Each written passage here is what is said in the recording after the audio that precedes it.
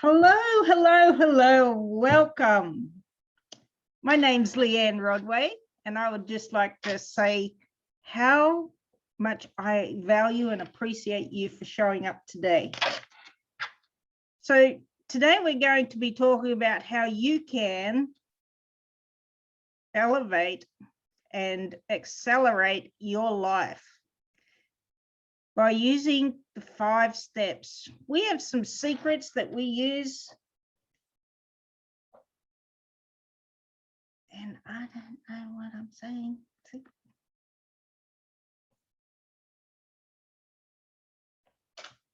Hello and welcome.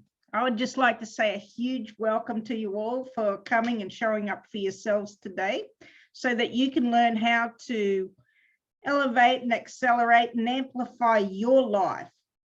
So you can learn how to let go of stress and anxiety and create a better life for yourself, living on your terms by your design, doing what you love. So today I'm going to be teaching you the 5 steps on how to create and manifest whatever it is that you truly desire. So I'm just going to share the screen here with you as I take you through. There's some links in the box there below if you'd like to access your own workbook. And there's also some editable pages. So welcome to Accelerate and Amplify Your Life, the key to manifesting love, success, and abundance to live a fulfilling life. You see, we're so busy doing that we forget about ourselves. We forget about what it is that we truly want for ourselves. And we fall into being stuck, and we usually just stop wanting and dreaming, and we're just focused in doing everything for everybody else and not for ourselves. So you see, we cannot become what we want by remaining what we are.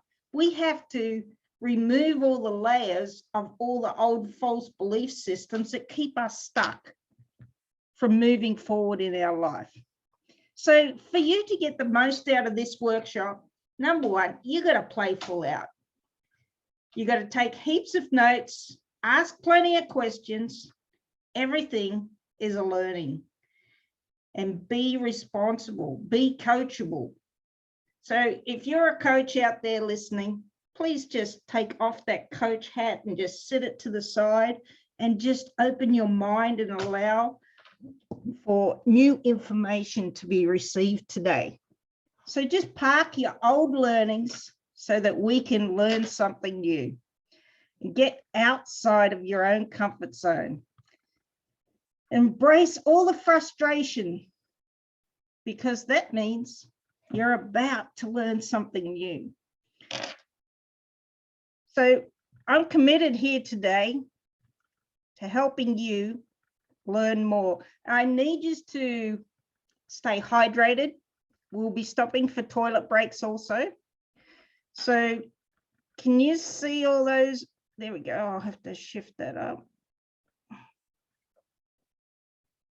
If you haven't got your workbook in front of you, I'll just shift that so that you can see it a bit better. So, introduction. When it comes to creating the life you love, there's a big problem in the personal development world that no one is talking about. It's the difference between being satisfied with what you have or being able to consciously manifest a life that is aligned with your true desires. Traditional manifestation approaches only address half the equation.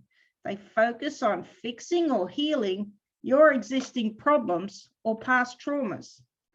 The problem with these methods and their nature of problem solving means you always have to look at and fix or improve things in order to be motivated.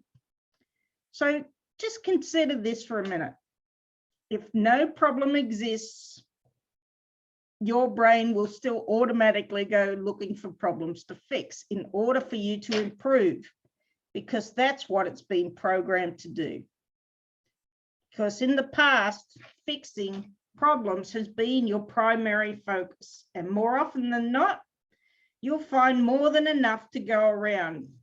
It becomes a lifelong journey of the problem solution orientation of books, seminars, and stark contrast to what the super successful do. They don't try to solve problems, instead they create what they love.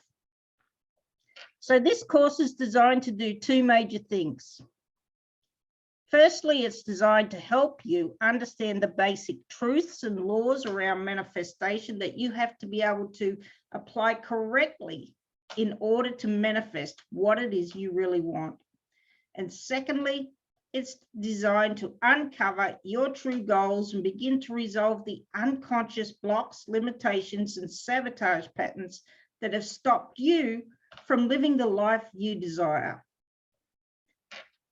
The place that you reach by the conclusion of the weekend will not be an end, but rather the start. Having started the process of cleaning up old belief systems and unconscious limitations. So the core beliefs are: a life of no problems is not a life you love. Your focus creates your reality. You can change, you can rewire yourself. By that, we mean that you have the ability to change the neurons within your brain to reconnect and change memories and belief systems. So your reality is a direct reflection of what you believe is possible. There is nothing wrong. You have just not found the answer. You created everything, and it all has a benefit. You can't do this without taking massive action. Massive action is the key.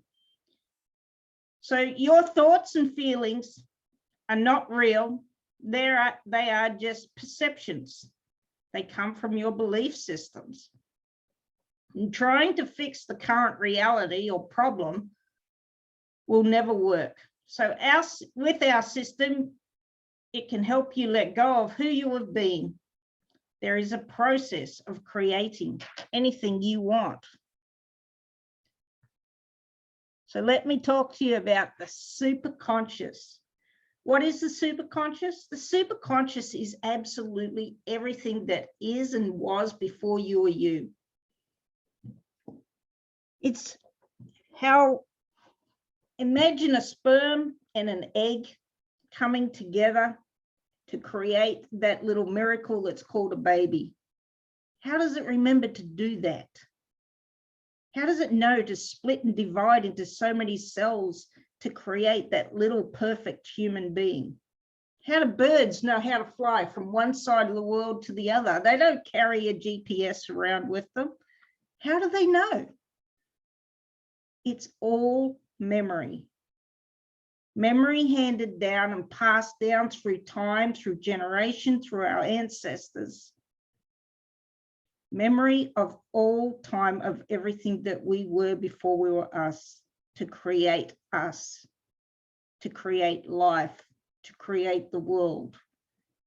We are attached to everything, and everything is attached to us. So we have three memories. We have the self-conscious, which is your ego state where you think logically. You have the unconscious or subconscious, whichever word you want to choose to use. That is your hard drive of your mind. That is where every single memory, thought, sound, and smell is stored from the time you are born. So that is where you drive your own bus from. Everything that you have learned is stored back there, and it drives your bus on an unconscious level. Then we have your superconscious. the part of you that is connected to all things in this. It is the mind, and we'll be working with this for the far greater, faster changes to occur. This is the key to letting everything go, learning how your superconscious works so that we can override our unconscious belief systems. So we have 5 steps that we use to help us create what it is that we truly want in our life. Number 1 is we choose what we really love, our heart's desires. So instead of just saying, I want this or I want that because Joe across the road's got it, or that outfit looks really good on her, so I want it. No, you got to choose from your heart. Choose what it is that you really love. So you got to get clarity. What is it do you really love? What do you want in your life? What do you want to create? What is your true end result, your true goal, your true dream, your true vision, so that you're not coming from it from a problem-solving structure. Number 2, create structural tension. It says remove, it should be create. Teaches you how to stay focused on your end goal with minimal effort and struggle. So this is where I should have had these ready. Learn how to stop doing the 2-step dance. 2-step dance of life, 2 steps forward, 3 steps back. We all know that one really well. I know I do. So when we're creating tension, I'll get into that later. So I'll just stay with number 3, step into your brilliance, learn how to feel the emotions of what you really want now, choosing to be who you always wanted to be, rather than the person you always think you need to fix. Number 4, unplug and rewire. This is where we do a recode and help you to let go of all those things that hold you back in life, that gets in your way. Number 5, realign your actions with your true desires, where I take you from stress to success, teaching you how to stay in alignment with your desires and hitting all your targets, keeping you in that forward motion by taking massive action. You see, we all tend to just live life doing. We think that's what we got to do. We got to grind harder, work harder, play harder. Everything's about being harder. Whereas truth is, it can be so easy when you know how. By removing all that stress, all that tension, and slipping back into your true polarities. You see, you got to know where your polarities in life are. You have your masculine, you have your feminine. We usually, even us women, tend to live in our masculine polarity. So this is where we run into a lot of problems. This is where we live in anger, frustration, because we're just so focused on the doing of everything. Because we as women, even though we're born nurturers, we don't know how to stop and just take it all back to allowing flow. We're just doing for everybody else, and we forget about ourselves. So these are a few words that come up in the polarities. With the masculine, they're directive, they take initiative. Empty, Sometimes you can just not be full of anything nurturing. It's just this emptiness of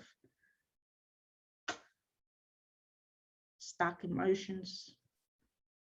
Logical, focused, linear, sequential, direction, purposeful, action-oriented. So for the feminine, we like to live in the receptive, allowing, being radiant, nourishing, full, emotional, life-giving, nurturing should be on there. Whatever you feel is feminine to you or masculine to you, that is what we tend to live in. And this is where we make the mistakes, especially in relationships. We tend to have this, we have our feminine and we have our masculine. We have our high independent feminine, your businesswoman, your doer, the one that's just so focused and wants to achieve. And then you have your high masculine. He could be your macho, egotistical type guy. And if you have those two living in the same environment or working in the same environment, what's going to happen? It's going to create a war zone because your polarities are just too high in the masculine, living in too much testosterone. And the same when you come down, if you come down, drop down into your feminine, you can have a feminine girl and also a very feminine masculine. And again, these two don't work together. So they're just going to create mothering. So both need to know where to reach their flow and growth levels on that scale. So you don't want to be too high in your masculine and you don't want to be too low in your feminine. You got to know where your balance is to create the harmony within relationships so that you can have harmony and peace and be able to create together. So understanding your masculine and feminine is very important in learning how to create anything in your life, whether it's a relationship, whether it's in work, whether it's with friends or family. You got to understand how masculine and femininity polarities work together and how they can also create massive problems. So do we have any questions yet?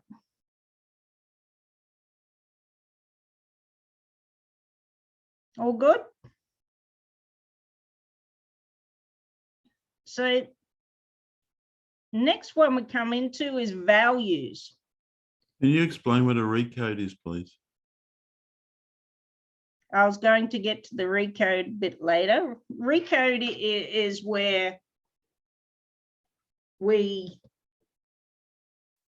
find out, once we work out what it is that we truly want and love in life, then we can work with the superconscious mind to remove all those false belief systems that keep us stuck. So RECODE is where we tap into the superconscious mind and override everything that is not yours, that doesn't belong to you, maybe handed down through generations, or false belief systems you made up since a child. We don't need to look into your past. We don't need to look into your trauma. We just need to unpack feelings and emotions and just find out what's keeping you stuck from believing that you can be somebody brilliant and great. So I'll go into more into that a bit later, because we're actually going to do a live demonstration with that. so that you can actually get to experience what it is actually like to have a RECODE. So does that answer your question? Yes, thank you. So before you can set yourself up and get clear on what it is that you truly want, you really do need to know what your values are in life. What is most important to you? Because we all tend to just want things for the sake of wanting them. They don't align with our actual values. And when you're not clear with your values of who you are as a person, as a human being, then you cannot create the focus that you need to create manifestation or transformation. So your values equals your focus, and your focus equals your values. So I like to get people in alignment with what it is that they truly want. What do you want in your heart? What do you love? What is important to you? So first we go into the past, and I get everyone to write down a list. 10 things. What was important to you about life in your past? And what else is important to you up until now? Because when you're creating the shift, you need to change and understand that what was important to you in your past is not necessarily going to be important to you in your future. There are probably a lot of things that you don't want to carry into your future. You may think they're important to you, but when you let go of all that stuff, you find that you have more clarity and focus on things that are really, way more important. So what is it? I want you to just sit and just write down 10 things. So that 10 things could be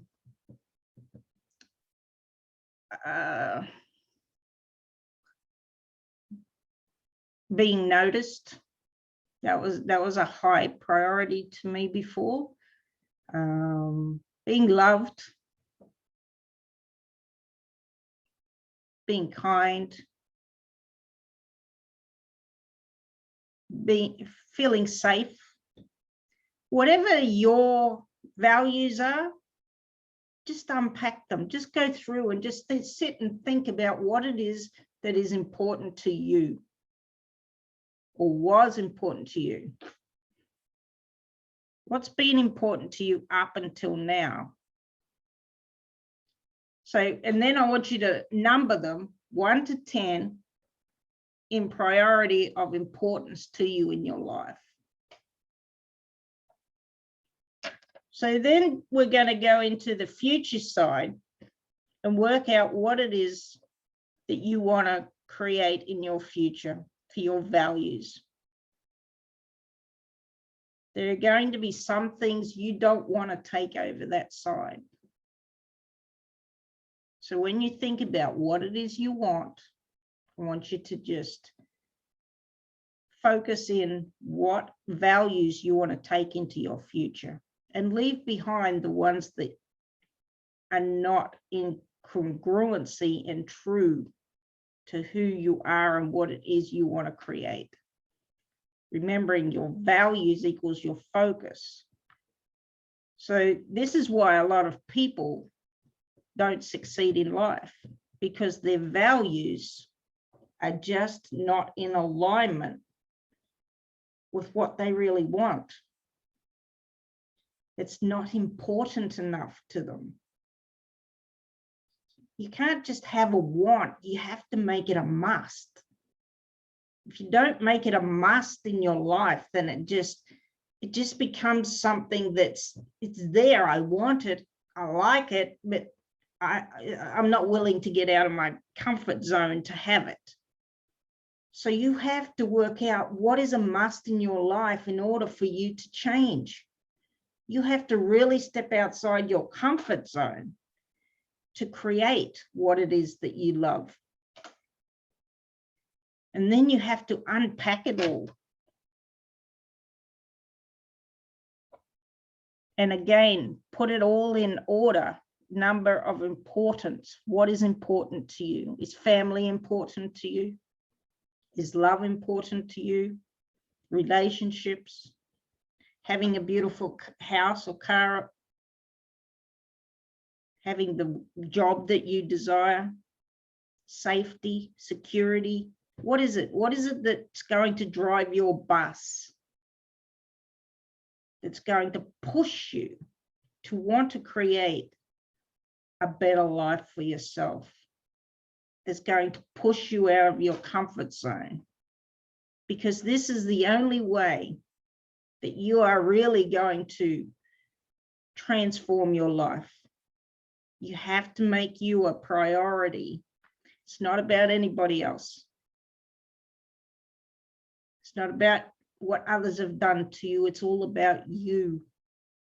You created everything in your life, the good and the bad. So it's up to you to learn how to create better choices through your values, through your focus, so that you can move that needle forward. You see, we get stuck in these belief cycles. We have a belief which turns into an emotion, which creates an action, and then we get a result. So this is why we usually tend to attract everything that we don't want, because we have this unconscious belief system that's driving our bus. And when we say, I don't want that, we're actually creating more of what we don't want. So that belief is just going to create another emotion, which is going to create more reaction, giving us a result that we don't really want. So what's something that you can write there? What's a belief system that you can write there? This is something you can do for your homework. So I want you to sit and write out some beliefs that you might feel or know that keep you stuck. And then I want you to create a new belief system. Think of something new that you want without using that word don't. I want, I love, I choose. And make a new belief system.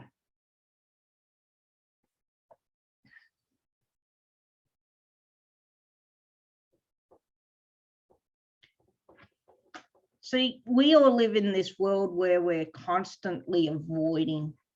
I know I've done it. I've done it many, many times. Still do it, but on an unconscious level. See, we don't even know that we're avoiding or suppressing. It's just a normal reaction. If we have a problem before us, we either solve it or we push it to the background, and I'll get to that later. A lot of times later never comes. So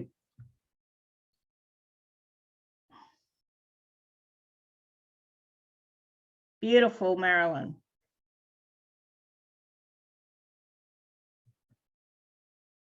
So Marilyn's just written in here from what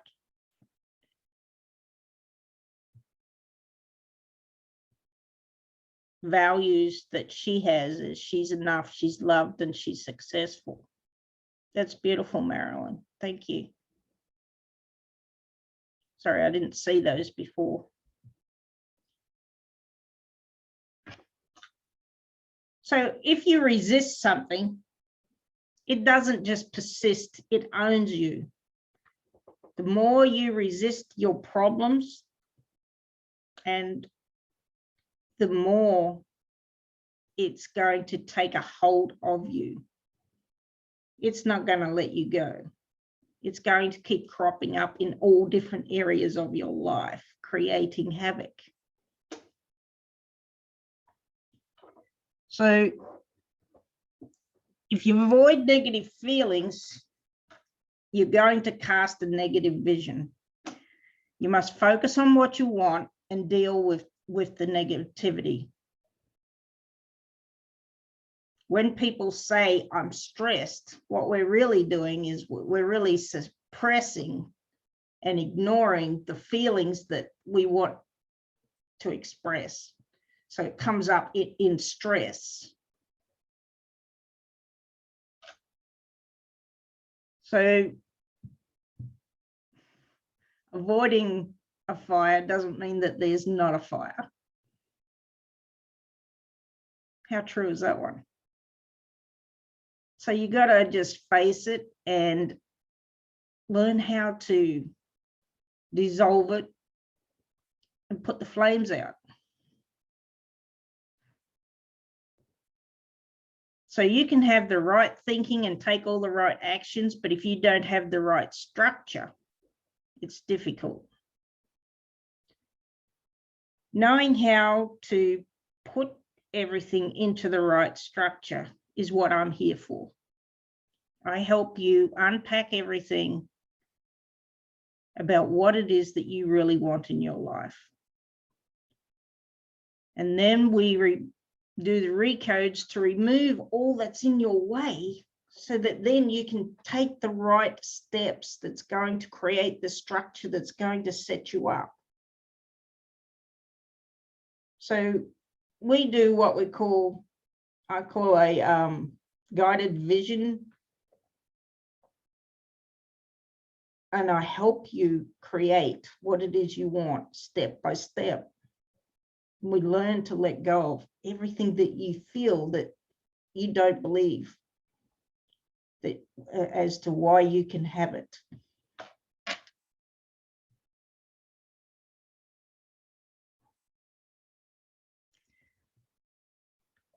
Yes, Dean, I used to feel that also. I used to think I had to be perfect, never felt like I didn't belong, always feeling insignificant. Yes, see, we have the 6 sabotaging identities that keep us stuck. That's what keeps us stuck. And this is what I do to help you let go. I don't belong. I'm not good enough. I'm not perfect. I'm incapable. I'm insignificant. I always get confused because I'm saying them wrong. And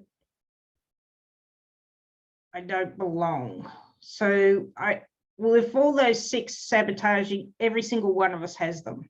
We all have 1 or 2 or all of them. I know I have all of them, and they kept me stuck.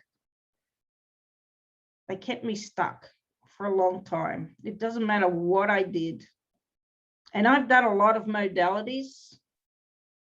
And I always found that even though they helped me to a certain degree, I always found myself, I was being pulled backwards, doing 2-step dances, I call it. 2 steps forward, 3 back. Never feeling like I deserved or I was good enough. Never being able to take that next step. You see, what I didn't explain to you earlier was that I lived in Egypt for 3 years. And I had this really successful inspirational education center there, which I wanted to take to the next level. However, I could see my vision clearly. I knew exactly what I wanted. I could even smell it and taste it. It was just out of my reach. And it was like I was standing on this precipice on the edge of a cliff. And I was just standing there. I can't. And this little voice in the back of my head saying, who the hell do you think you are? You don't belong over there. You're not good enough for that.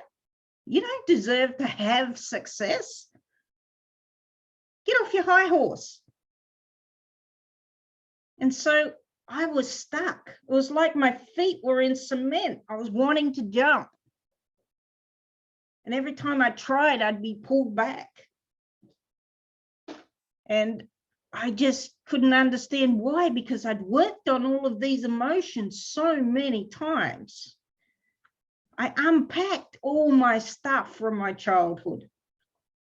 But yet here I was being pulled back again. Even though I knew better, even though I was doing better and creating a new life for myself, I still could not take that leap when I really wanted to. So I've got a couple more questions here.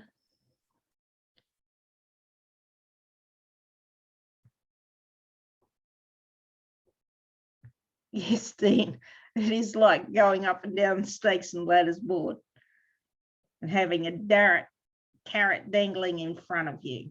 Because that's exactly how I felt when I was in Egypt, was that I could see it. Like I said, it was just there. It was so clear to me. I actually, because it came to me in a dream of exactly the center I wanted, and I had to wake up during the night and I drew it down and I knew exactly everything. It was all planned out. I still have it in a book. It's still a dream. And I'm just trying to get myself to get over and take that leap of faith in myself to fly.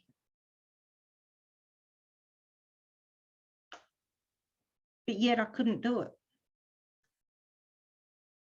I actually had some relationship coaches that I was working with back then also at the exact same time. And I said to them, these were top NLP coaches, and I said to them, why is it if we know what we know,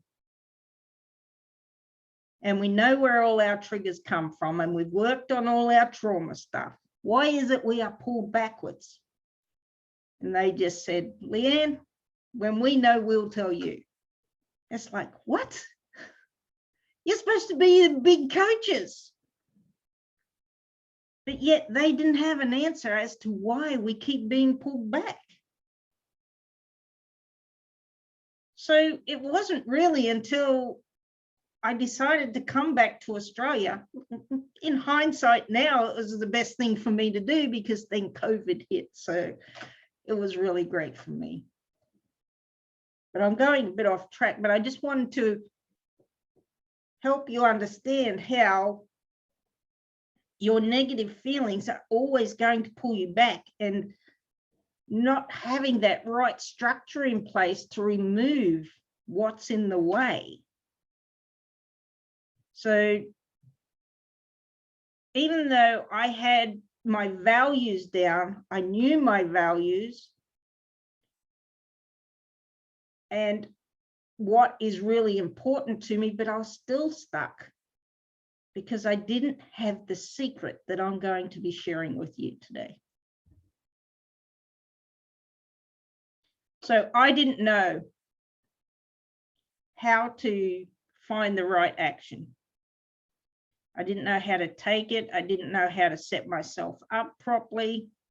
And it wasn't until I went to a seminar on the Gold Coast just before COVID hit. I went to the last live seminar there was. And within 20 minutes, I had the answer to what it was I was seeking with that two-step dance question. So I was shown how when we try and create things in our lives, when we have a dream and we start moving towards it, and this is where the rubber band comes back into it, is we have our desired reality, And then we have our future reality, our dreams, our goals, whatever it is that we want. And as we start moving towards them, we have our problems crop up.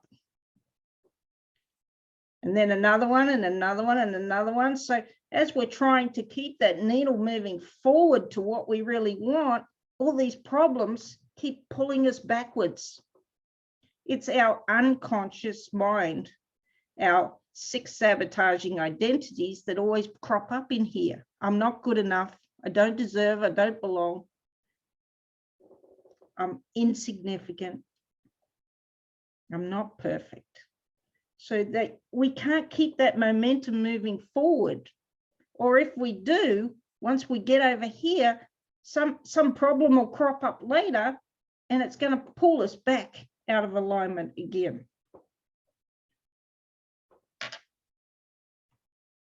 So that's how we create problems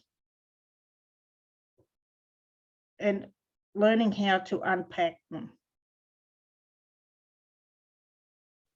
So we've got to know what is something that you desire just because you desire it. Not because it's to please somebody else. Not because it's because what you've been told to do. Not because it's the last choice and there is no other choice. But what is it that you truly want to do? And then you've got to work out what are your reservations about taking this action. Working out your steps. How do you get from point A to point B? Everybody is too focused on the end result, and they become so overwhelming because it's just too big. So we need to break it down into steps, bite-sized micro wins, so that we can achieve what it is that we really want. So we go into our 1-year vision. We just go 1 year. 5 years is too big. Just 1 year vision. Break it down. 90 days, 30 days, daily, weekly, and how we can create and set that up. And so every day we just keep doing a little bit. Take 3 things out of your weekly list and just do them. And this is how we start taking action. And whenever we get stuck with procrastination, self-sabotage, self-doubt, and it is going to come up because your unconscious doesn't want you to have this new life. It likes where you are. It wants to keep you safe. And you need to just learn how to just keep pushing past that as we remove all the self-doubt, all the false belief systems that hold you back, all the inner conflicts. And just notice what patterns you drop back into.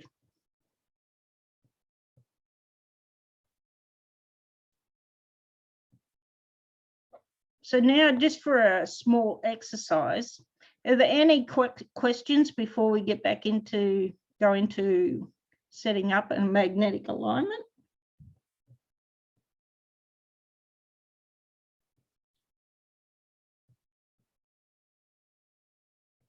No? No questions? All good? Everybody understanding everything so far? Great.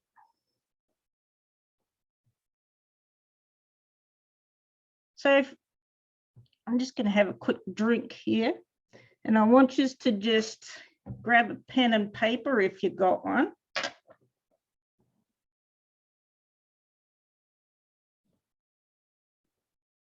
Great, thanks, Marilyn.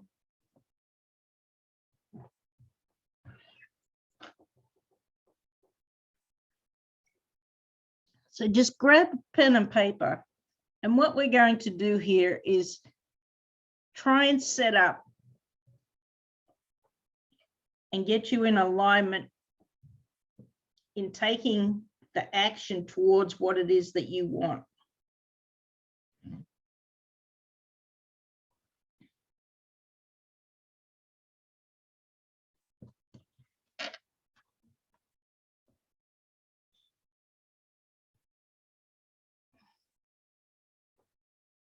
Ready? Okay. So for a moment, I just want you to just close your eyes. Just close your eyes and just think about what life's been like in your past, where you are,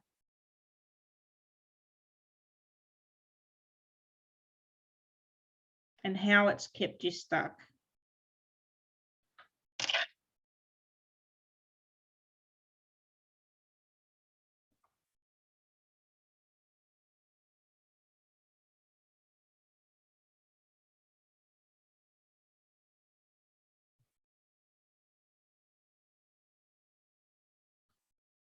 And then I want you to just write down what in your past has kept you stuck.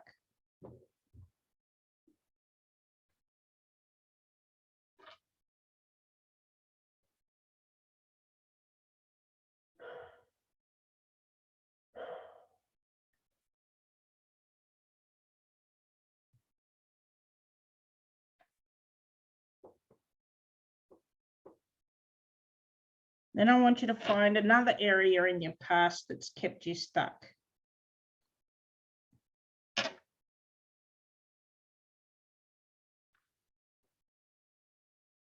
And I want you to write that one down.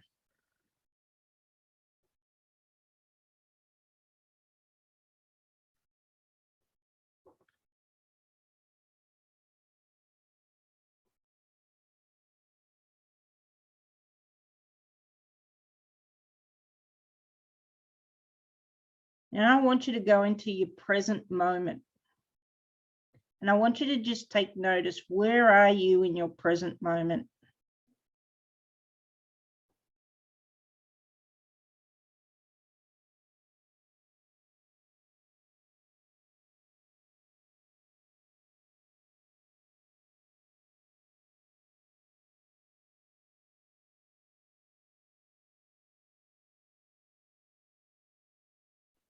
So while we're in our present moment, I want you to just now envision what it is that you want for your future.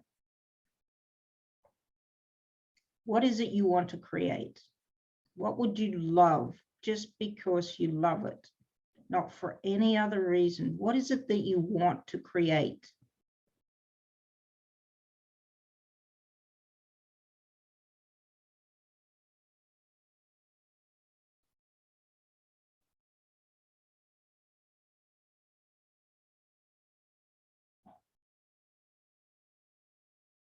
Then I want you to think, okay, so I have my current reality. Now I have my desired reality in front of me. What's that first step I need to take to get me to that desired reality?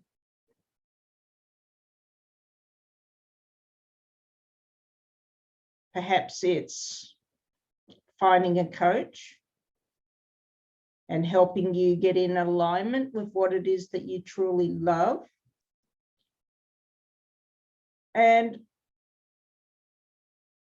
Or perhaps you need to do a course or save some money, whatever it is that you need to do to start that true choice, to start your next step, your first step. What is that? I want you to write that down.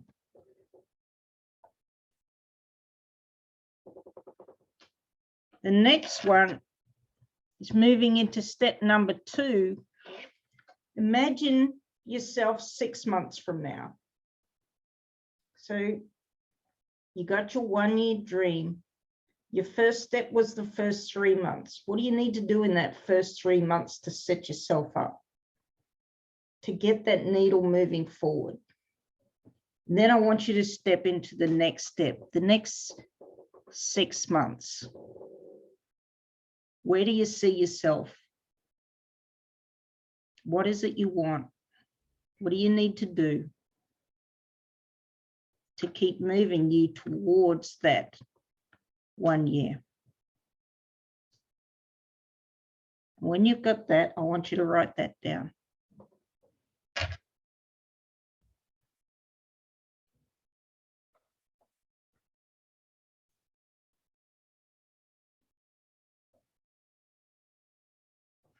When you've got your second step, we're coming into your desired goal.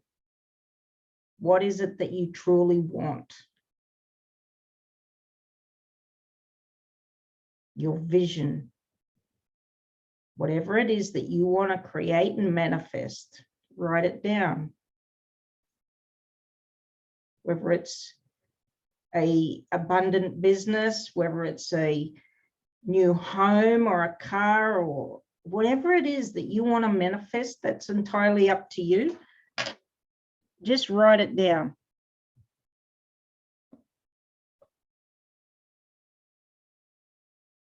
And then I want you to step into your future. Just close your eyes. Just imagine that you've already got it. And notice how that feels.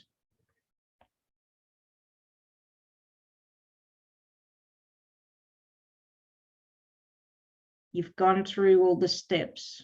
Step 1, you've taken action. Step 2, it's all coming along. It's all in alignment with what it is that you really want. You're getting excited. You can see it. You can taste it. You can smell it.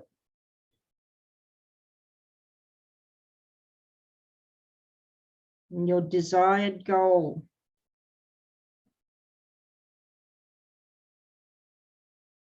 That abundant business, that new relationship, whatever it is that your heart desires,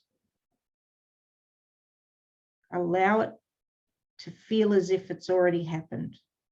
You're already in your future. It's already happened.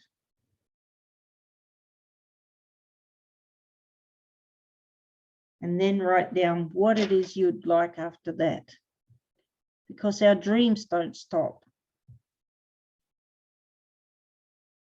And then step into your future as if you already have it all. Allowing it, feeling it.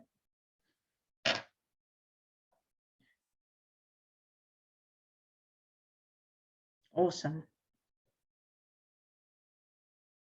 I want you to just imagine how it would feel. Allow it to feel every cell and molecule in your body as if you already have it right now. Allowing it to just well up inside you. All that pride, all that gratitude and thankfulness that you was true to you and you kept going and you achieved what it is that you wanted.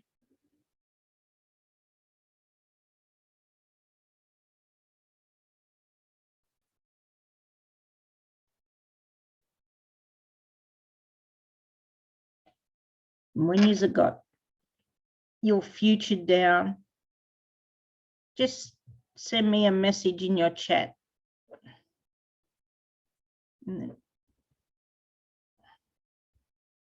I choose the end result of living a life I love and loving a life I am living. Awesome, Dean.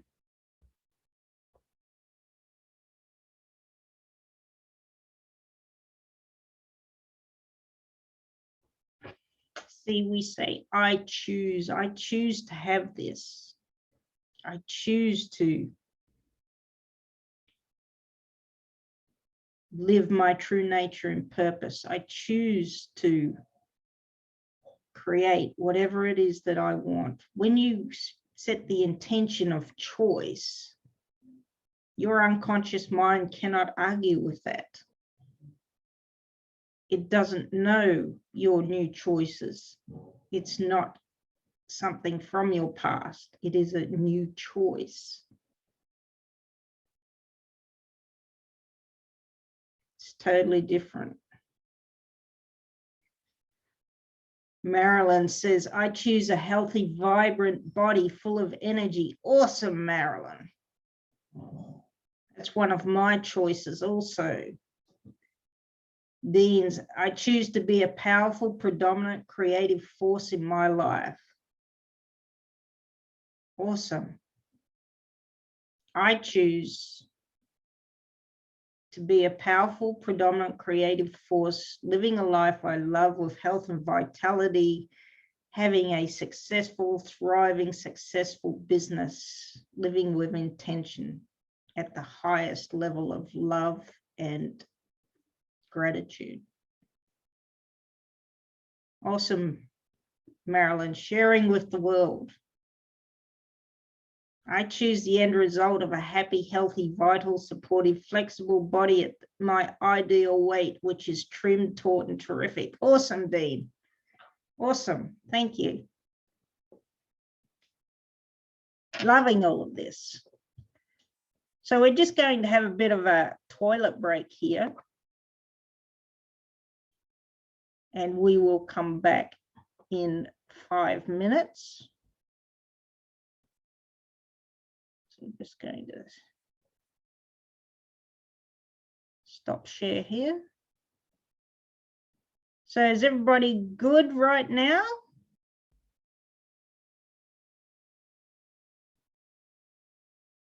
Great. Okay.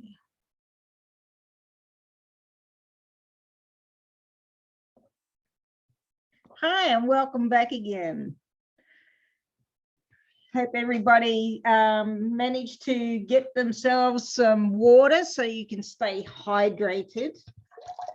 So I'd just like to, can everybody see me? All good? Everything's working good? Okay, so I would just like to, just before we start again, just touch on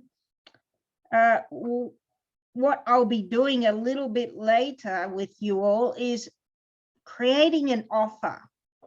I know some people are a little bit allergic to offers, but I will be bringing it up. So I just wanted to let you know that there will be an offer coming up for you to work with me for 6 weeks on this pilot program. So for now, I'm just going to go back into share screening. Find my screen. As we continue.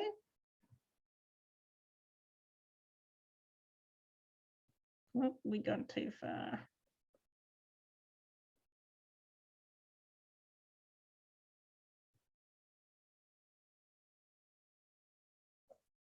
As we go into now, I'm going to be talking about the human journey.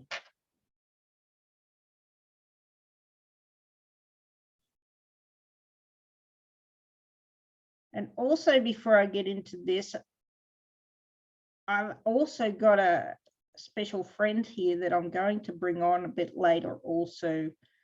And he's going to share a little bit about his journey. My friend Dean has been traveling this journey for over a year now also. And he has made some incredible progress in his life, transforming so many different areas of his life. I'm not going to give it all away because I want Dean to do that himself, but it's absolutely phenomenal and incredible. And if I hadn't been witnessing his journey along the way, I would have found it hard to believe. But I've been here watching him and seeing his progress. And it's just really incredible how much he has changed in such a short time, really, when you look back over our lives and how much time we spend on doing things. In what he has created, he's done remarkably well. So anyway, we'll get back to the human journey. So we all begin life. Hang on, there's just a message. You too, Marilyn. Awesome. So the reason we have problems in life is really because we're born. All our problems begin when we are born, and that's where our human journey begins. So our problems begin, they can even begin in the womb, because we can hear all, see all, and feel all in the womb. So what happens is we are born as this pure creative spirit. We're born from love to create with love, but something happens along that journey from that innocent little baby. You see, none of us are born unwanted, unloved, rejected, like we don't belong. Even people who are adopted, they're not rejected. It's the parents rejecting themselves, but it's a story we make up. You cannot put a line of babies in a row and say which baby is unloved or unlovable, unwanted, unworthy. There is no such thing as a baby being unworthy. They're all just stories we make up as we start our journey. So from birth to 5 years, that is when we create our emotional set points. Our emotional set points is who we are today on an emotional level and how we react. You see, everything we do stems from those first 5 years of our life.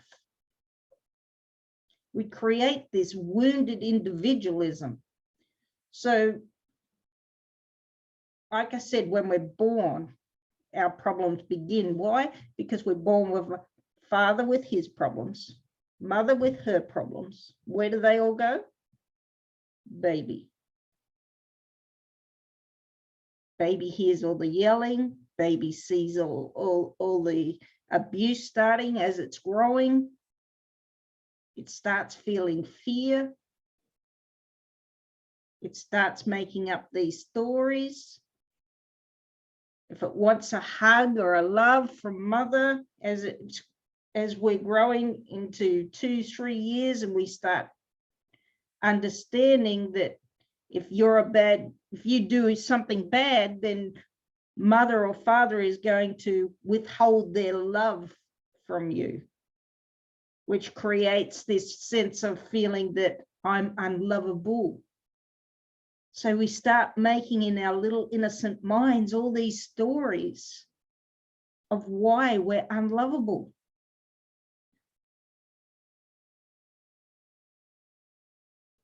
As well as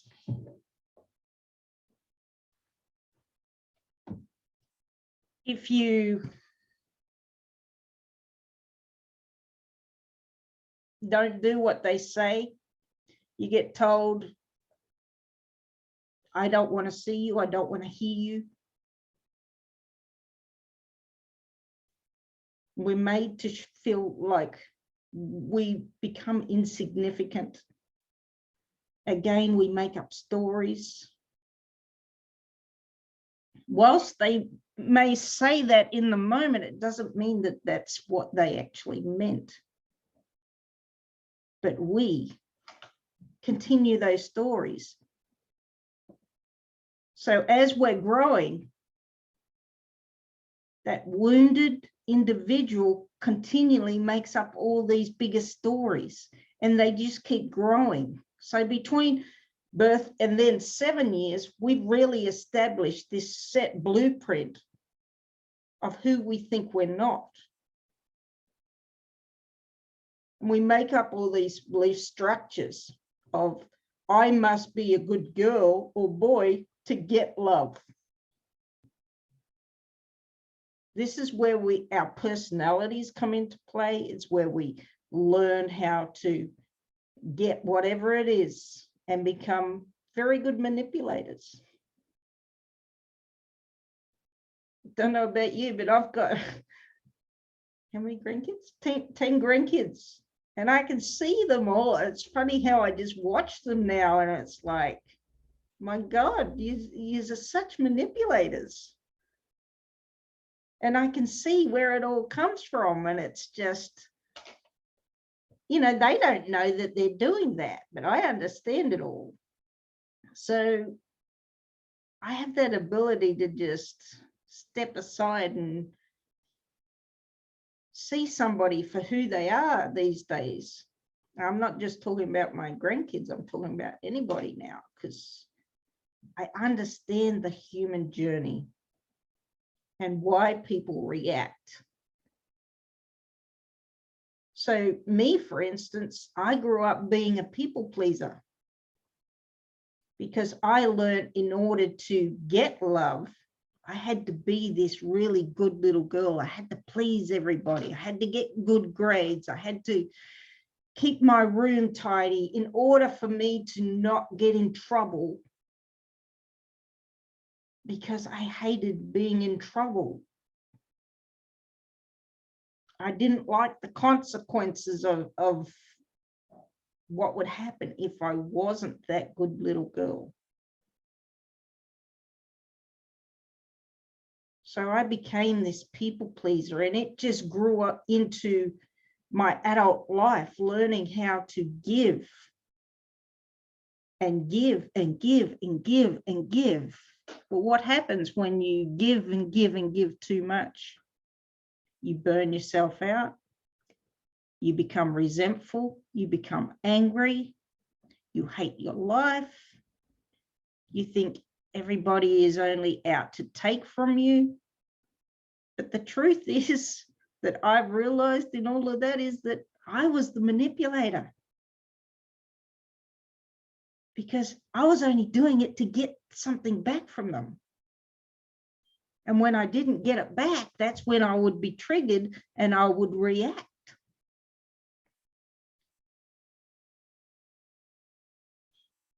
So my belief systems carried on through my entire life.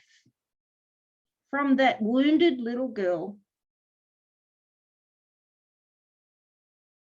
that just kept making up all these stories as to why she was unlovable, why she was always rejected, unwanted. And then as we grow through life, more things happen to us. And our unconscious mind just shows us more proof to say, see, that's what you are. You're not that. And that's why I am affirmations don't really work in your current reality, because your current reality is not your truth. Your unconscious mind will always find all of these false belief systems, these stories that will prove to you why you're not that. So that's why I don't personally use I am affirmations until I am that. Because your unconscious will always throw the proofs in front of you. So anybody have any questions at the moment in regards to that? I just had a massive light bulb moment then. What was that, Dean?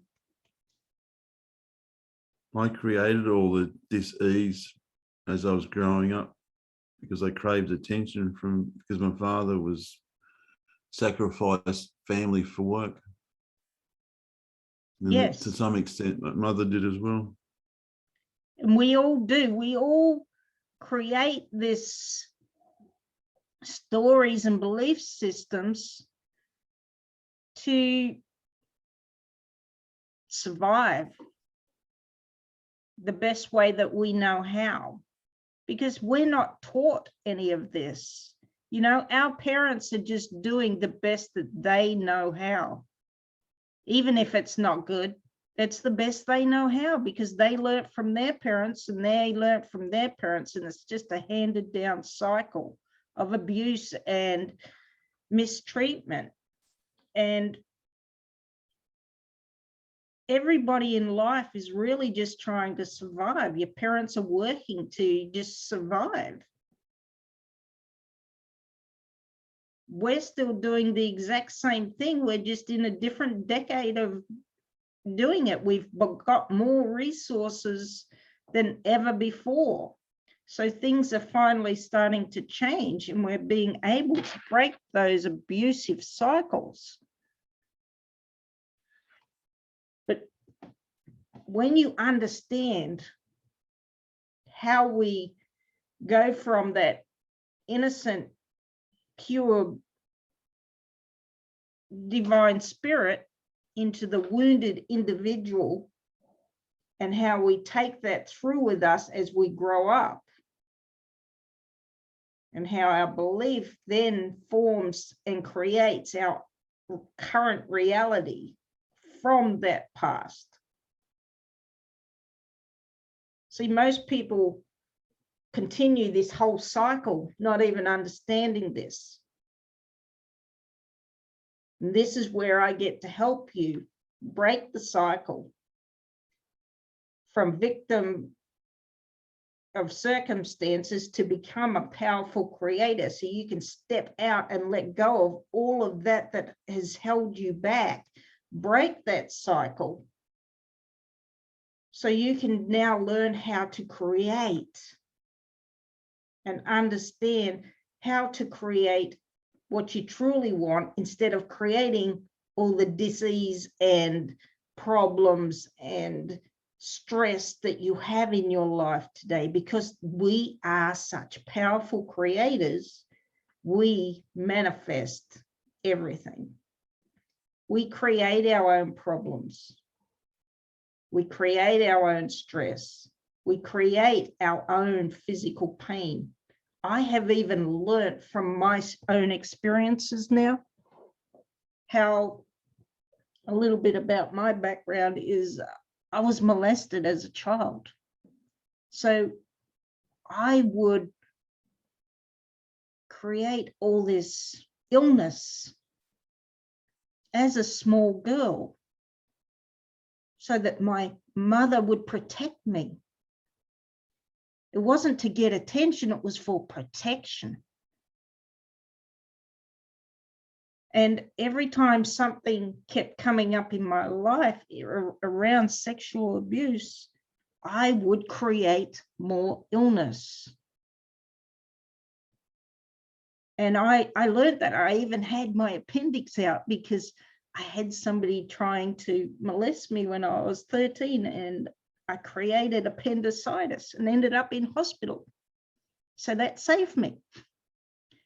So, and it has carried on throughout my adult life till today, because my unconscious mind, when it gets triggered, knows how to create that pain to keep me safe, so that I don't have to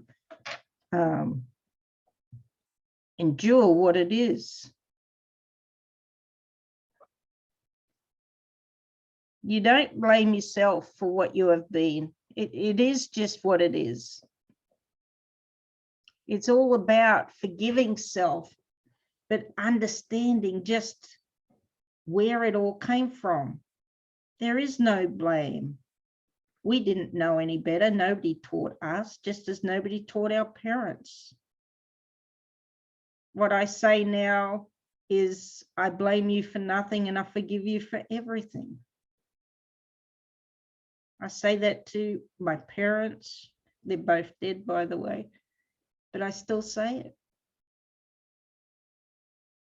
Because I am in control of my life now. Nobody is doing anything to me. Nobody has a remote control saying, be angry, be sad, be stressed. It is you doing it to you. And learning how we can now take control back, take power back of our own lives so that we can stop this cycle and learn to create from a healthier mindset,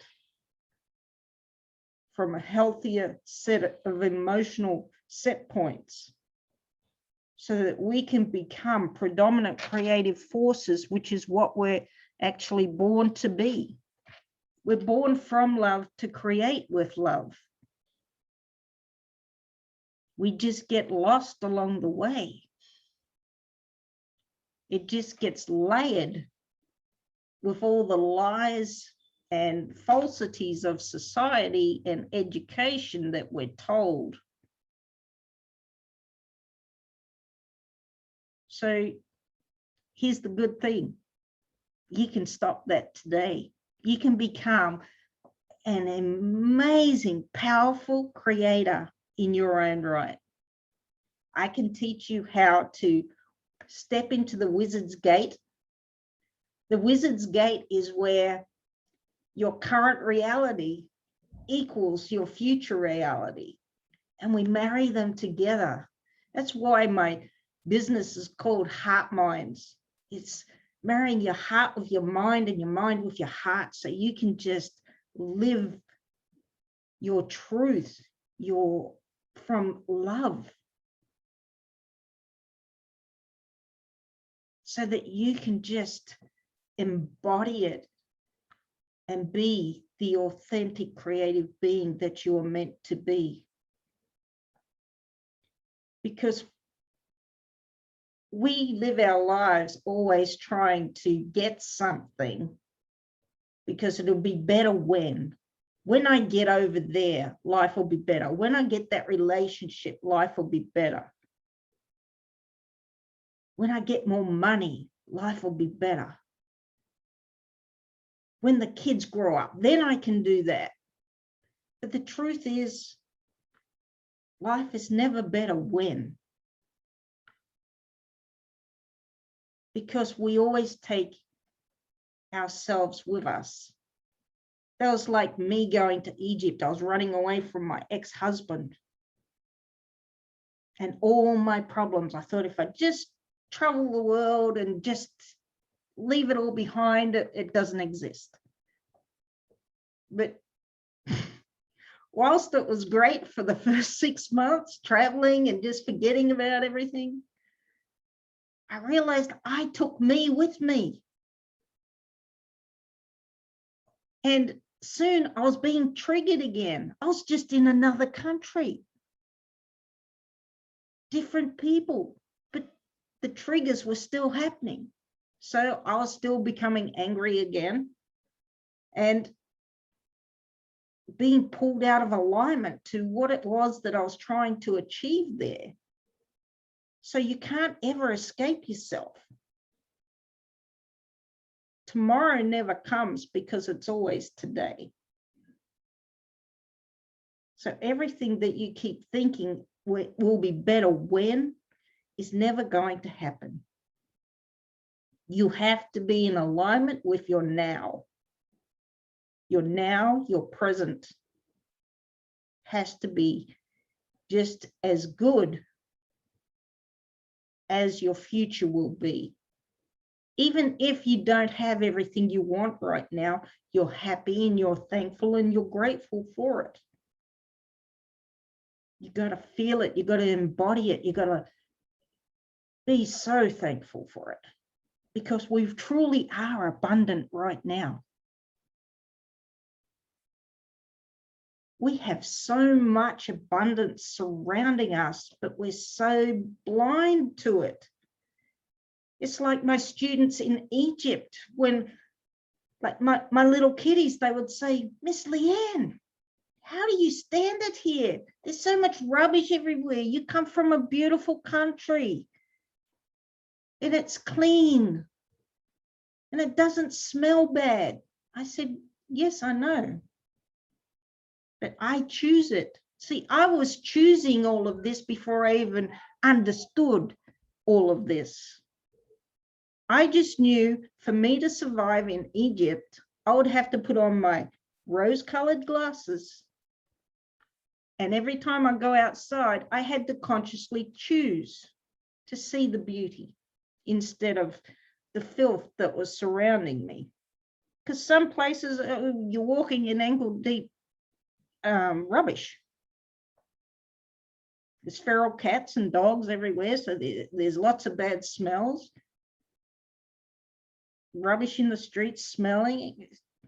I would just notice the sun hitting the mosque at a certain angle and all the different colors and shades, and just find the beauty in that.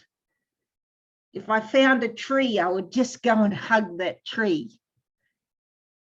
They all thought I was a little crazy, but that was how I survived, because I had to consciously choose it.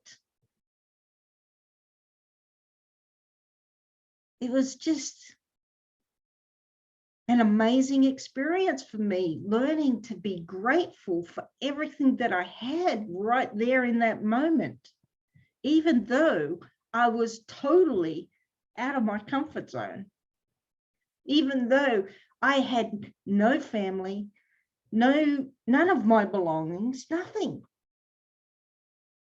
This place was totally alien. I couldn't even speak the language. But yet I was so grateful, so thankful.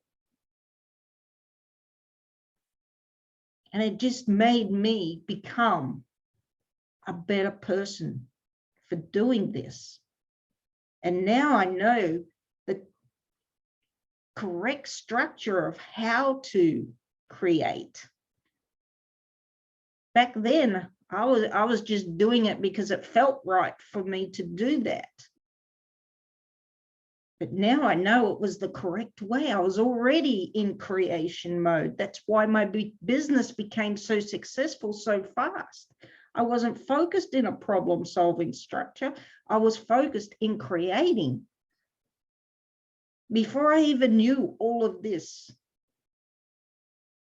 So it truly was transformative for me to learn and understand how gratitude plays a huge part in living a life you love,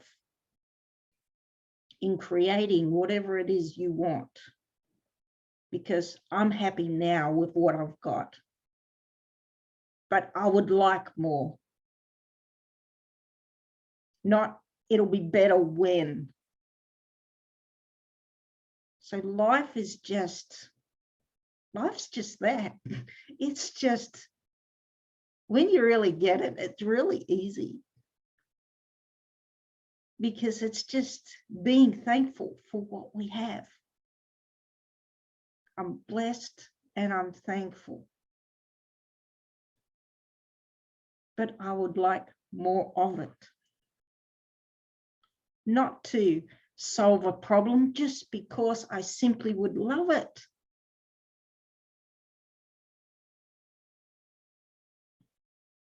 I'm not trying to get away from something, to create something to solve another problem. It's just because I simply want it. No desire. It's just I want it. And that's how you walk into the wizard's gate and start creating. It's where your belief systems start changing, and it starts creating a new reality for you of new possibilities, new beginnings. And you start living from a creative orientation, and everything just starts flowing for you, where you become a predominant creative force in your life, where your thoughts turn into things. You can manifest anything.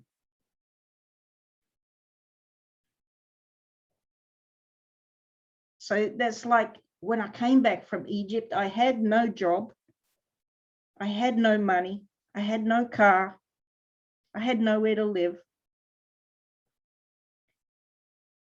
I'd lost all my independence because I ended up having to go and live with my son. And so I actually ended up falling backwards because I was so focused in everything that I'd just left behind, everything that I'd lost. I was looking at it as a loss rather than a learning experience. So I fell backwards. My unconscious kicked back in and said, see, you didn't deserve all that. But it wasn't until I found this modality and I learned how to put all my belief systems back into alignment again and learn to just be grateful for everything I had right now again when I started creating. So I then created a car with no payments. I then created a job. I was working as a massage therapist for a while before COVID hit. And then I started creating this new business. And I now live in a beautiful, beautiful home on a lake. My dream. I have it up on a vision board in front of me. It's just amazing the way I have learned how to create the things in my life. And you can do that too if you know the right structure and know how to let go of your belief systems that all hold you back.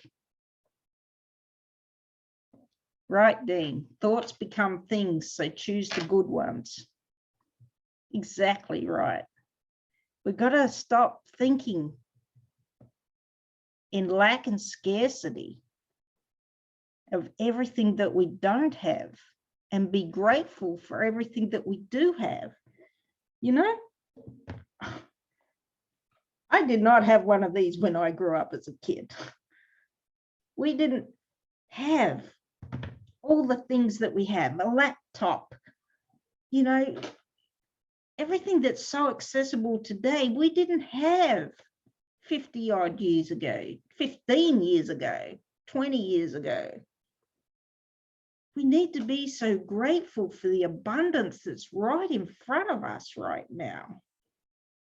You know, living in Egypt taught me so much about gratitude and being thankful for what we don't have, because we have so much here in Australia that they don't have over there. So it taught me gratitude immensely. Just running water, fresh running water. Okay, ours might smell a bit chlorine-y, but it's drinkable. It's not full of bugs and diseases like they have over there. We have clean streets. We have garbage collection every day. We have pretty good electricity. Theirs is continually on, off, on, off, on, off. You know, access to food, access to toilets even. It's just awesome what we have available to us right now. Yeah, I actually remember having to, at my grandmother's place, having the long drop outside in the backyard, and we used to have to get up during the night and go out into the freezing cold to go to the toilet outside. You remember that, Dean? So we have so much to be grateful for. Be thankful for a flushing toilet inside. It seems so trivial, but it really is something to be thankful for when you travel to other countries and there are no flushing toilets. You know, it's just pretty crazy what we take for granted. Dunny out the back, yes. I still remember it. So the problem is you've been trying to create an outcome for years and you still don't have it. The solution? Learn the alchemy of creation and shift your identity through the 5-step heart-mind activation process, which I spoke about earlier. The mistakes we work from are trying to heal our current reality. Instead, you must let it go. You see, you're not broken. You don't need fixing. And the self-development world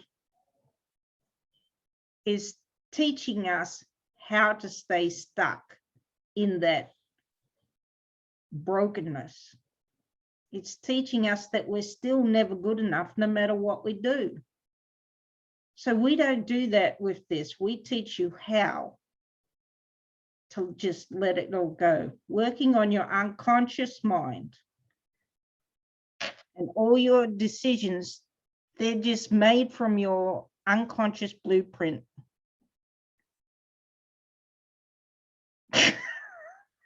Yeah, I'm not going to say that. Thank you, Dean, but I'm not going to talk. Dean's just being a bit funny. So, working on your unconscious mind, focusing on new strategies and thinking you don't know enough. See, we've all become these obsessed knowledge junkies. I don't know about you, but I'm pretty sure that most of us are knowledge junkies. We want to learn. I know I do. But it's the applying is where we get stuck. We still get stuck in, I'm not good enough. I'm not capable. So I need to learn more before I can start my business, before I can apply for this job. Whatever it is, we find a way to sabotage ourselves. And thinking things will change when you achieve a result. Like I said before, everything will be better when I get healthier, when I get a relationship, when I get more money.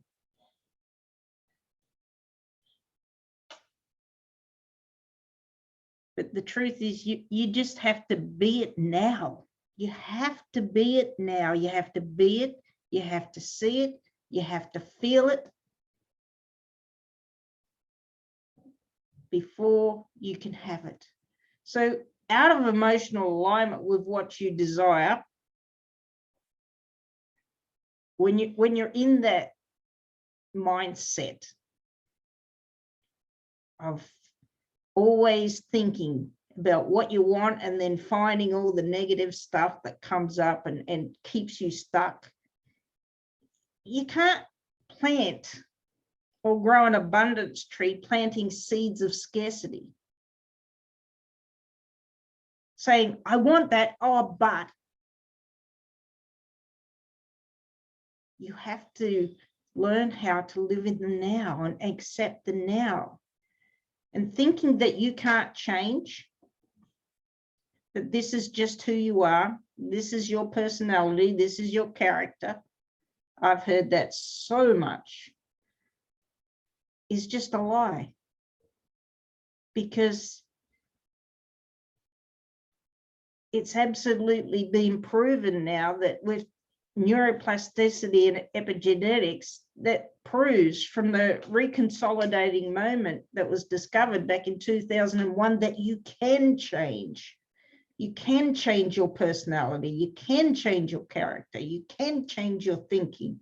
You can change all the neurons in your mind to create new neural pathways, to create better, bigger things for yourself. But you can't do it on your own. I've tried to do it on my own so many times. I never wanted to invest in myself. I never thought that I was worthy or valuable, period. I never believed that, I was worth investing in myself. How wrong was I? We all deserve to invest in ourselves to create a better life for ourselves. So you can't do it yourself. You really do need a coach, because when you're in it, you can't see your own blind spots. Again, it's like when I was back in Egypt, I could see everything that was happening right then, whereas other people couldn't. And they would say, Miss Leanne, how do you know all this stuff? And it's like, because I'm on the outside looking in. You're in it. You can't see what you're creating for yourselves, but I can see everything.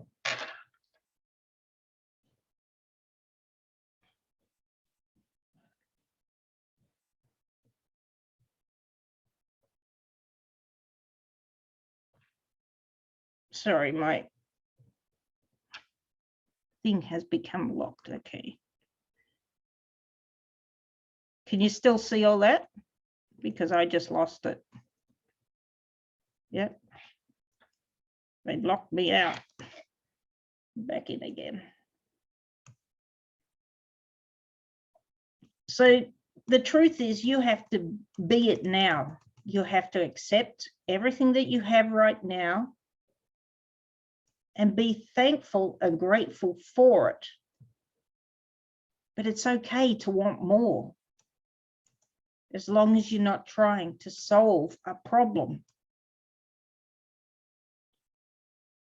You see, this is where we jump into the next part of it, where we're making a true choice. We learn to create from 8 ineffective choices. And this is what creates more problems, because we're always choosing to do things that are not in alignment with our truth, with our soul. You see, I always used to think that, we only ever have 2 choices in our life, right or wrong, which is only part of the truth, because it's the way we create those choices, the right or the wrong, that determines our outcome.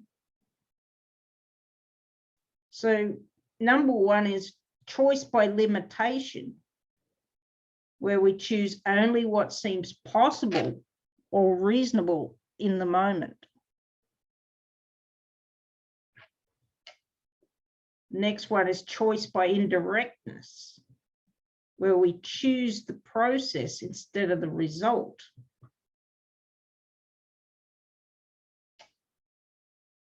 Next one is choice by elimination, eliminating all other possibilities so that only one choice remains, which is a bit what's happening to the world at the moment. Choice by default, the choice to not make a choice, so that whatever results happen seem to occur without choice. All that is left is a reaction. It's usually when we say, I don't care, whatever. And then we're just left with whatever's chosen for us. We women are pretty bad at living at choice by default. Conditional choice, imposing preconditions on choices. I won't do that unless you do this. It's pretty much manipulation, really. Choice by reaction. Choices designed to overcome a conflict. Now, how many of us live in that one? We're always backing down. We're always making choices just to please other people. I know I've lived in that one quite a lot.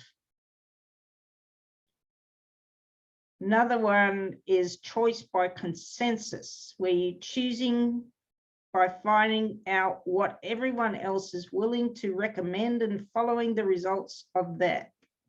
Usually by a poll, asking your friends' opinions. We women are really good at this one also. Does this dress look good on me? We don't buy anything unless we get somebody else's opinion first, normally. Not always, but majority of us. I know I've been guilty of it. And the last one is choice by adverse possession. Choice based on hazy metaphysical notions, where I won't make a choice unless all my stars are in alignment first, or I have to consult my tarot cards or whatever it is. You don't make a choice unless it feels right for you. This keeps locking me out. Can you still see that? Okay. Keeps locking me out and taking me back to the beginning.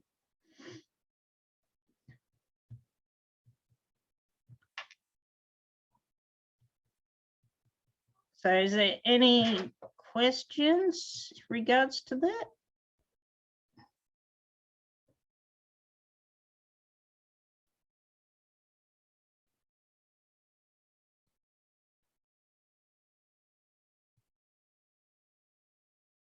Awesome, great, thank you.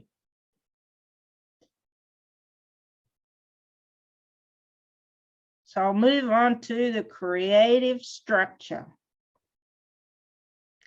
You see, success is not personal, it's structural. When I learned that, it was like, oh my God, because I always thought it was me stopping me. But it's not, it's structure. You got to create the right steps to create the structure. You got to be truly satisfied and then choose to create. The desire doesn't make my life better, it just makes it different. So that's when you say, that's where the wizard gate come in, where everything, your reality, your current reality now is no different to your future reality. It's just emotion wise, it's just going to be the same emotionally. You're not wanting more to solve anything. It's just going to be, I'm happy and thankful now, and I'll be happy and thankful then.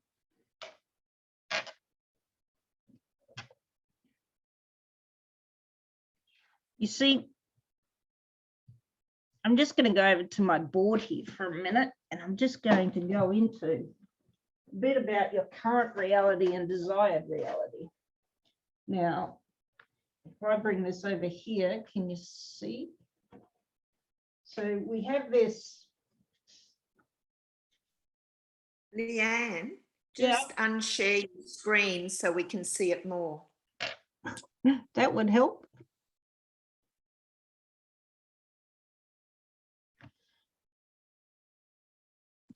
Excellent. Okay. I'll bring it closer.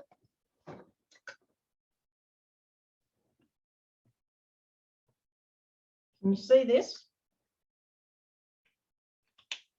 So we have our current reality, and this is our desired reality. And we have our identity.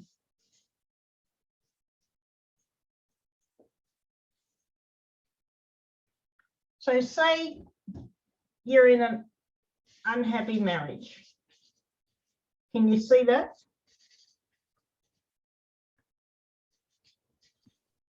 It's a bit bright on the paper. It's a bit bright on the paper.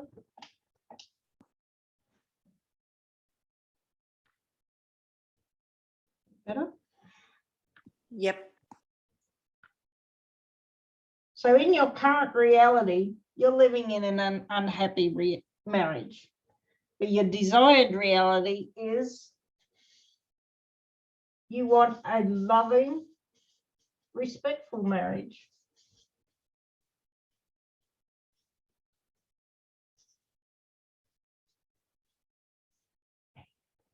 So what happens is when we start coming over here, we may start working on our current marriage that we're already in, or we may leave it and we desire one over here. So we start working on ourselves. Maybe we lose some weight. Maybe we join a gym, go see counselors, whatever. And we start coming over here and we're feeling good. We're feeling great. Our spouse is trying, or we've met somebody new, and we're starting to feel like we're just in the zone over here. But it doesn't take long, maybe a few months or even a year, but eventually a problem's going to crop up and it's going to pull you back over here. So this is where we oscillate. So it could be the same with finances.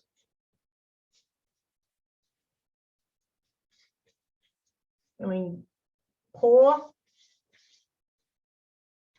And you want to create wealth. So we will start working towards this. We may get a new job. We may create a new business. And we start coming over this side. But again, as we start creating this, another problem's going to crop up. And one of our 6 sabotaging identities is going to pull you back and say, no, you don't belong over there. I'm going to pull you back over here. I don't know this area over here. You don't deserve it. You don't belong over there. You're unworthy. So it's going to pull you back over here. And this is how it is. It doesn't matter what you want to create. This is what's happening. So have you ever seen those millionaires? Like you see these rappers and stuff, they come from poor parts of the Bronx and whatnot, and then they make it big. And they become really rich and successful. But within the next year or a couple of years, they're broke and poor again. They haven't been able to hang on to their wealth because their mindset comes from lack and scarcity. So they don't know how to hold this. Their identity structure lives here. They didn't change anything. They just went from this to this without changing any structure in between so that they can hold on to it. So they could come from the identity structure of only rich people are evil. You got to give to the poor before you give to yourself. So they're usually giving away. They're giving their money away. And they're not even thinking about the future consequences of it. Their identity is just like pulling them back over here because they don't want them to belong here, because they don't know it. It's not safe for, it doesn't feel safe over here because it doesn't understand or know the future. It only knows your past. So your identity doesn't equal your direct reality, your current reality. Is that making sense? So it doesn't matter what area of your life, where our identity is what is going to sabotage us. It's always going to pull us out of alignment. Unless you create the right structure that's going to hold you over here, which is what I teach you how to do. Because the truth is, our unconscious mind doesn't like change. It knows your past, it knows your history, it knows everything about you and who you have been. So in order for you to create a new reality, you have to create a new identity. And that's where all the fear crops up. Fear of not being good enough, fear of never being successful, fear of failure. It's all going to crop up, and it will. I'm not going to lie to you. It will crop up and it will come and bite your ass, and it will try and drag you back here. Because it's safe. Fear is your friend, actually. It's just trying to keep you safe in what it already knows. It's comfortable. So when you try and get over into your desired reality, it doesn't know it. It doesn't know your future, so it can't protect you. So you've got to understand how to create this correct structure so that when you do start moving forwards, your identity is going to be clear and feel safer as you put steps in place, steps in place, steps in place. And you do it step by step by step by step. And we remove all that resistance. It takes practice. It takes determination. It takes knowing your strong values and truth in order for you to get over this side and stay here.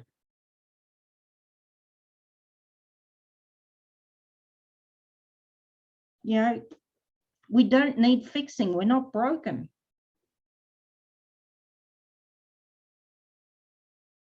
Oprah Winfrey, you know, she is one tough woman. You look back at her life and what she went through, being a Black woman, being molested as a child, having a stillborn baby, and yet she consciously chose to create a better life for herself. She came from the ghetto with nothing, passed around family, and now she's the most powerful woman in the world, one of them. She's the most powerful Black woman. And I don't even like to use color into this. She's just an extremely powerful woman to me. But when you add color into it, it's because of what she had to actually go through to get to where she is.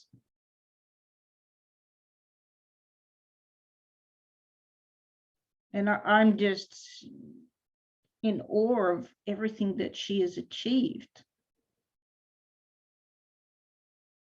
There's so many people that have achieved without having that silver spoon, being born with that silver spoon in their mouth, that they have had to go and create it to stay over here.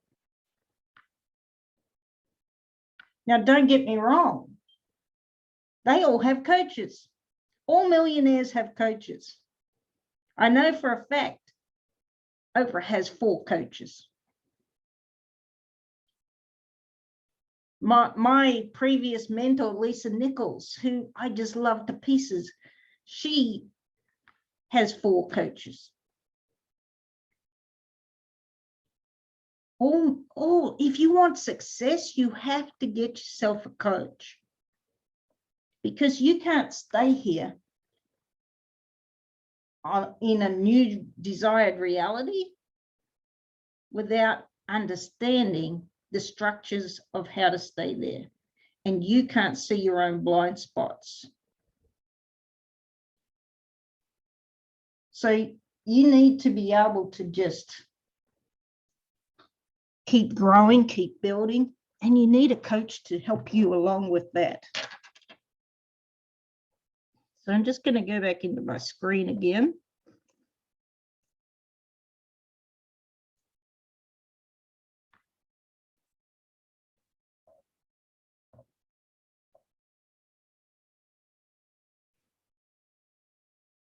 So that's our oscillating identity. So unhappy marriage, try and have a loving marriage. It's just going to pull you back. If you're single and lonely, who here has done this one? You're single and lonely, and then you get in a relationship and you realize, I don't want a relationship. And so you just pulled straight back out of it again. Or the famous one of we're overweight and unhealthy and we want to get fit and healthy. And so we go to the gym, we lose those kilos, we go on all these fad diets. Only for what? For us to be pulled back again. It's not about the food. It's not about the food. It's about your unconscious thinking and why you feel that you can't have that. Yes, we need to choose healthier choices in our eating, but it's not what keeps us yo-yoing all the time, oscillating backwards and forwards.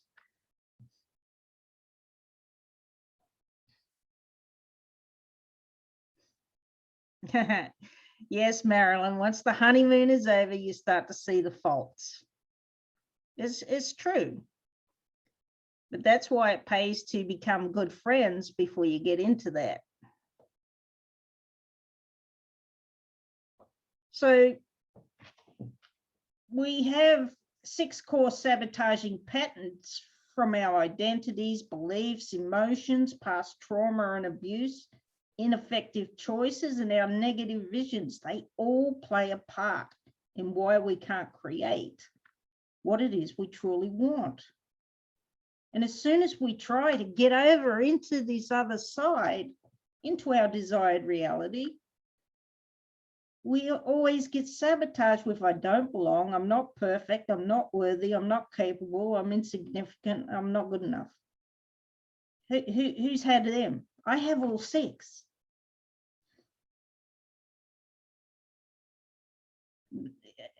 And I'm sure there's more, but they're the main 6. So this is how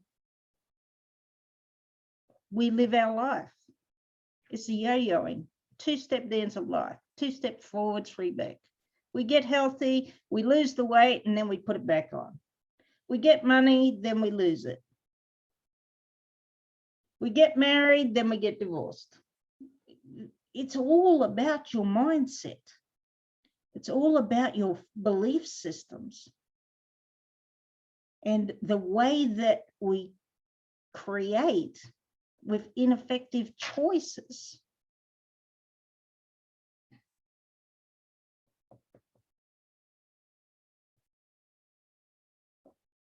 See, tension seeks resolution.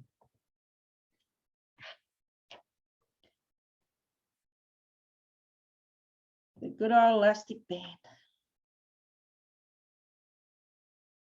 So from the spider web to the human body, from the formation of galaxies to the shifting continents, from the swing of pendulums to the movement of wind-up toys, tension-seeking resolution systems are in play.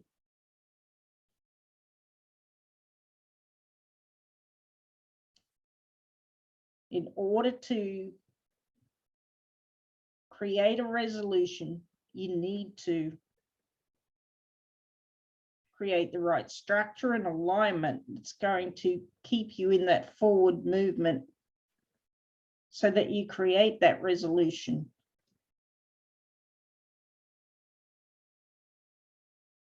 So I want you to just take a moment and write down all the things that you want to create. It's been you, Dean. I think it's been all of us in all of them.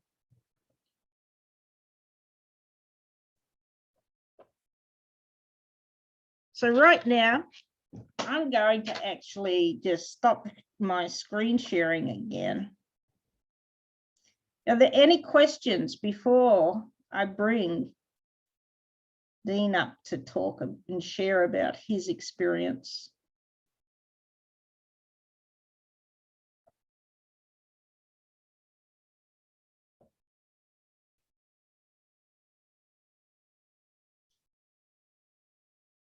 I'm just going to now then, I'd like to just introduce and welcome my friend, my mentor,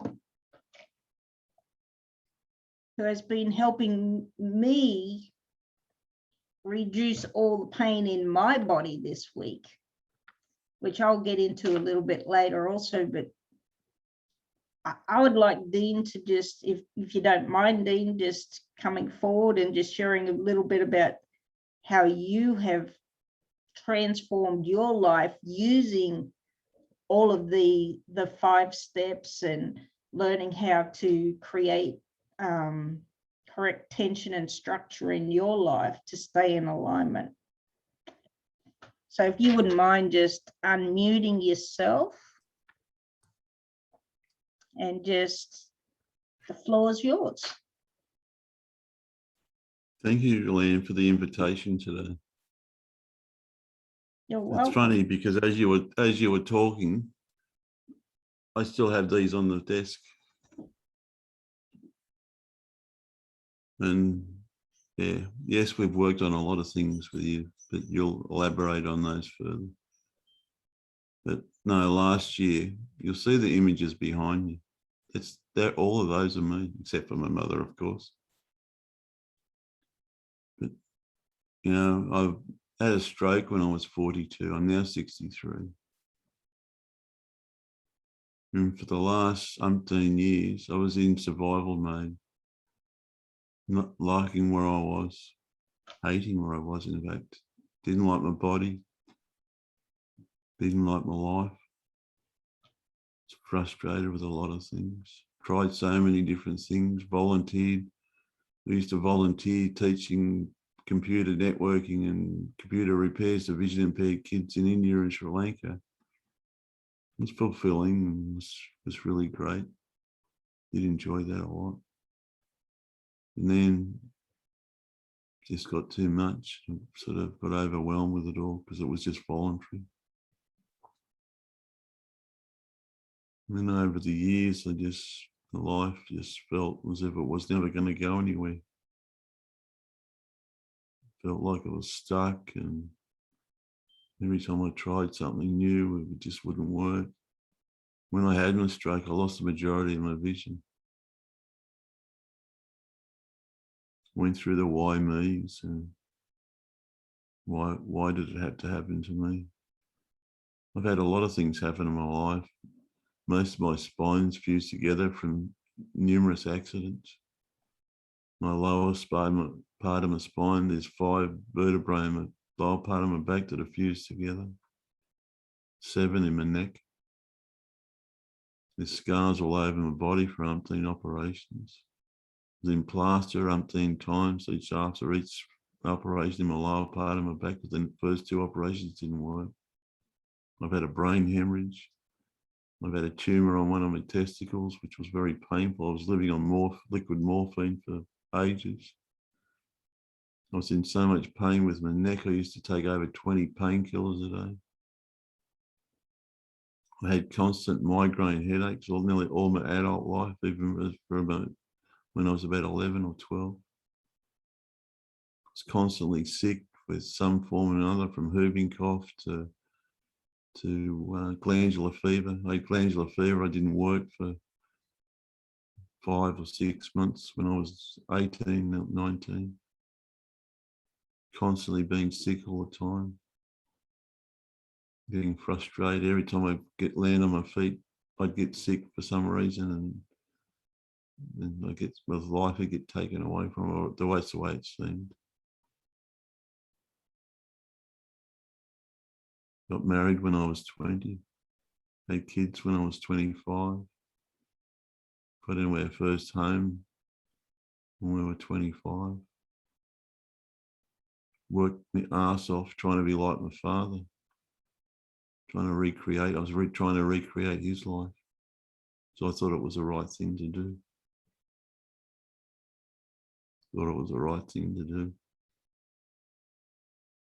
So what's the difference between where you are now and where you were? They're polar opposite. Yeah. Do you want to Because just I respect not only myself but others. Do you want to just explain how your journey began last year?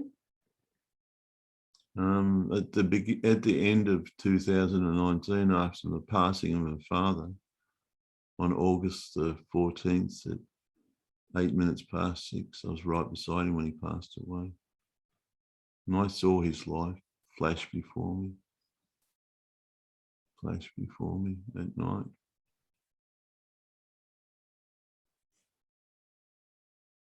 And there's one man.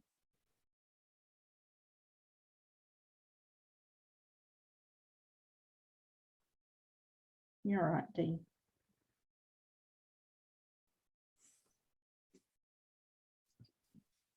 Just give me a moment.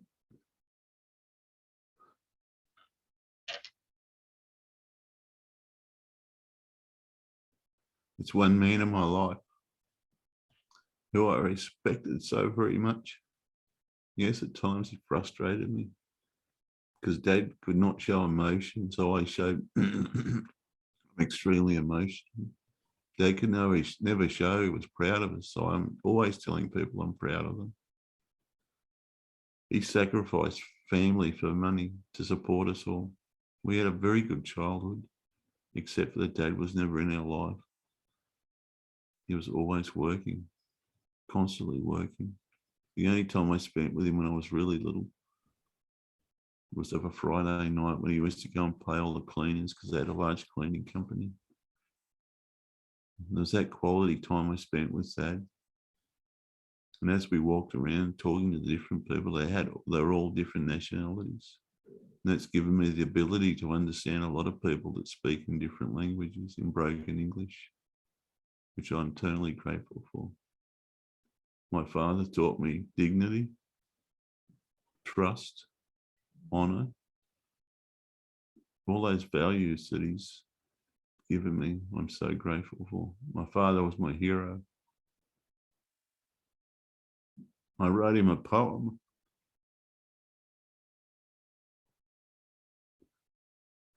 He'd be so proud of you now, Jean. He was always proud of you, but he'd be even more proud of you now and what you've achieved in such a short time. I know he walks with me every day. He loves me, supports me, guides me. Sometimes he kicks me in the bum when I need it.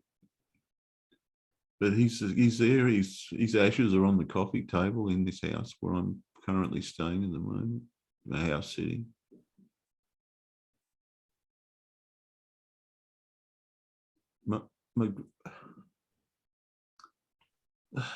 My youngest son passed away the same year my grandmother passed away. My grandmother was the most significant woman in my life. The most significant woman in my life apart from my own mother. My grandmother brought me up because mum and dad were constantly working. She's made me the man I am today. Gentle, loving, caring, treating everybody the same, no matter whether they're a king or queen or the toilet cleaner. Everybody gets treated the same in my life with honor and respect. Respect and honor and gratitude in all things is important. I love the simple things in life, the sun on my face, the wind in my hair, my afternoon walks, or sometimes I go in the mornings, listening to the birds and the crickets and everything about where I'm living. There's kangaroos everywhere. It's so beautiful, so magnificent in its simplicity. We take things for granted too much today. We're all wound up about material things when the simple things in life are the most precious. A kind hello, a listening ear. Sometimes people just want you to listen. Just listen. We don't spend the time long enough in silence. Sometimes silence is golden. I used to be afraid of silence, but no longer. Actually cherish it now because it gives me time to reflect, time to see where I've been. I'm so grateful where I've been in all ways, in so many ways. The wisdom that my grandmother gave me and my father and my mother, mainly my grandmother, treated everybody the same respect, the same honor. Didn't matter whether they were millionaires or didn't have two bob to rub together. Treated everybody the same. She was a very strong woman, my grandmother. Had her trials and tribulations in her life, but she had very little in her life, but appreciated everything. Even as a gift, I remember giving her a gift of a small brooch. It wasn't very expensive, but it was the fact that I gave it to her. I have a little furry dog that's only about a couple of inches high. I keep it with me always because my grandmother's essence is in that dog. I have a close friend that when she talks, I can hear my grandmother talking. Her words of wisdom keep me true and focused.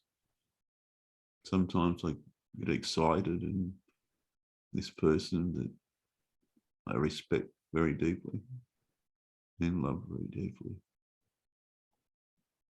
keeps me blind to be true to myself in all ways.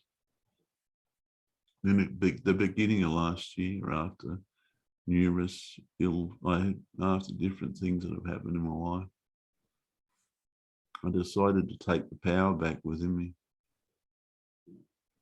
The beginning of last year, New Year's Eve, I said, that's it. I'm no longer going to be in survival mode, never, ever again. I swore to myself that this is now my time to shine, my time to get my life back, my health, my happiness, my focus on health and vitality. Family is always important to me. Love of family is always paramount. Meeting new people is important to me. Friendships that are true and strong. People fall in and out of your life. It's like stepping in and off the train. When you're going along your journey of life, people get on and off your train. You meet them for some reason or another. They come into your life, sometimes to teach you a lesson. Sometimes it's just for a short time. Other friends are there for a lifetime. Other friends are there for a lifetime. If they're true friends, no matter what happens in life, they'll always be there. And at the beginning of last year, I was introduced to a gentleman that showed me a different way to be, a different orientation.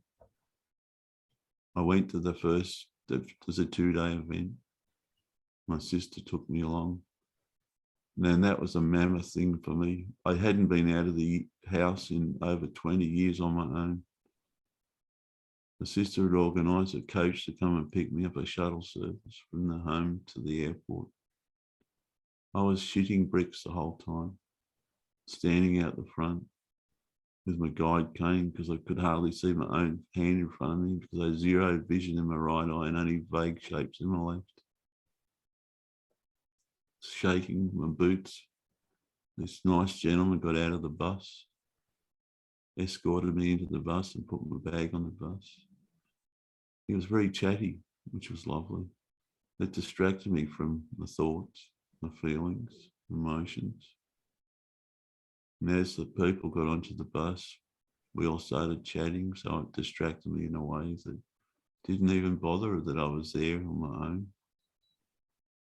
Travelled down to the airport. This nice gentleman walked me into the airport. Still remember that. Into the airport and out of the crowd. This woman worked her way through the crowd. Said, "Would you like a seat?" So that's very generous of you. Thank you. I would appreciate that. So eternally grateful for that lady that day. I was okay to stand there because sometimes when you sit down for a long time, you feel like you're getting a square butt. We sat down and chatted for a bit. She just stood there and comforted me and distracted me until my sister flew down from Queensland that day, all the way down from Queensland. Flew down to Sydney Airport, met me at the airport. We then got another flight back to Queensland. She did it unconditionally, with love. And that's funny because when we got on the plane, the seats got mixed up. We ended up with this gentleman between Jules and I. We chatted and all of a sudden we realised that we knew the same people. We knew the same people. And that distracted me, so I wasn't bothered about being on the plane because I hadn't been in an aeroplane for years. I'd only been in a plane for a few, less than a handful of times. Landed at the airport. I said goodbye to this gentleman and thanked him for his kindness. Got home to my sisters and walked into the home. I automatically felt comfortable because the energy in the house was wonderful. We unpacked and chatted and had a nice meal that night. Next morning, we went to this event. I was just going to sit up the back and listen carefully. And if I got something out of it, great. If I didn't, it didn't really matter. But at least I've decided it was my time to grab hold of life again. The first day went by and I noticed I kept sticking my hand up asking questions, and I get more and more interested as this gentleman stood out the front. Very funny gentleman in his 30s. And I thought, he's so wise for his age, this gentleman. And I got more and more out of it. And then the Sunday, we do an exercise that Leanne's spoken of today called the magnetic alignment. We step through the different parts of it, stepping into our desired realities. But boy, when I went to step back into my old reality, I fell apart in my sister's arms, crying my eyes out because I just didn't want to be there again. At the end of that day, my sister spoke to this speaker, this leader of this webinar, asked if it was okay to attend the following 4-day event. He said, yeah, that's fine. He seems to be getting a lot out of it. I'm quite happy if he comes. Then we went to each day, and I was participating more and more as each day went by. So we used to have to wear what's called a Bellaby headset, which changes the frequencies of the brain. I was wearing it for anxiety and depression because I suffered terribly from anxiety and depression now all my adult life. I was drinking heavily, sometimes 5, maybe 10 litres of wine every week, drowning my feelings, drowning my unhappiness, just drowning everything out because I hated my life. Didn't like it in any form at all. Yes, we had moments where we had pleasure in life, but it was very few and far between. Tried so many things to uplift myself. Had to recreate myself so many times in my life, so many times. From the accidents when I was younger to having glandular fever when I was 19, whooping cough and other things when I was little. And finally got on my feet again and then had a brain hemorrhage. Finally got over that. Then I had busted them, then I had problems with the neck. Got over that. Then had problems with other things. And then, but no, last year, and then by the Thursday of this 4-day event, I was so excited. I was pumped. I was participating. We were joining in with all the processes this wonderful gentleman that's created and put all these different modalities together that Leanne's spoken of today. And that night, went to bed like normal. We had a wonderful couple of days. I put my Bellaby headset on that night. I only had it on for a few moments, a minute or two at the most. All of a sudden, I felt like my head was going to explode. Ripped it off, moved quickly down the hallway, and asked my sister, "What are you doing?" I had to pull the headset off. I just burst into tears. She said, "You don't need it anymore, Dean. You do not need that headset anymore." And I haven't worn it since. I used to have blood pressure, taking blood pressure tablets every day. No longer take them anymore. I used to have migraine headaches and pains in my body. No longer have them anymore. Because I changed my focus, my orientation to life. Then I started to focus on health and vitality. Because my health choice is I choose the end result of having a happy, healthy, vibrant, flexible, supportive body at my ideal weight. That's trim, taut, and terrific. That's interesting because my mother said to me one day, "Then you're going to have all this loose skin hanging off you everywhere." But I said, "No, Mum, I'm not." So when I walked every day, I concentrated on pulling the stomach muscles in. And I was brave enough to take a photo of myself in my underwear the other day and post it on Facebook. And there's not one piece of skin hanging off anywhere. There's not one fold of skin anywhere. How much weight did you lose? I've lost 78 kilos in 18 months. I've changed what I eat and what I drink, and like I walk for an hour every single day. To start with, I struggle walking up and down the street. I sounded like Darth Vader when I spoke to a close friend. I would go, just walking up and down the street to start with. Then over time, now walking's become a pleasure. I walk for pleasure now. Walk where I'm living at the moment, it's butting up to the national forest. Walk up into the forest and go up there and meditate every day, focusing on listening to the sounds of the birds and nature around me, feeling the breeze in my hair, sun on my skin, and just enjoying the moment while I'm there in its simplicity and its beauty. So what else has changed in your life now, Dean? Last year was about May, June last year. I actually got this, I woke up one morning and all of a sudden realised that I could see the ceiling in the bedroom for the first time in 20 years. I got some of the central vision back on my left eye. Got some of the central vision back in. I was so excited. I just raced up to the end of the house and spoke to my now ex-wife and my young son, saying, I can see you. I can see you for the first time in 20 years since I had my stroke. And then now I could see my beautiful grandchildren who didn't even know what they even looked like. They'd grown up as young adults, or they're now in the young adolescence.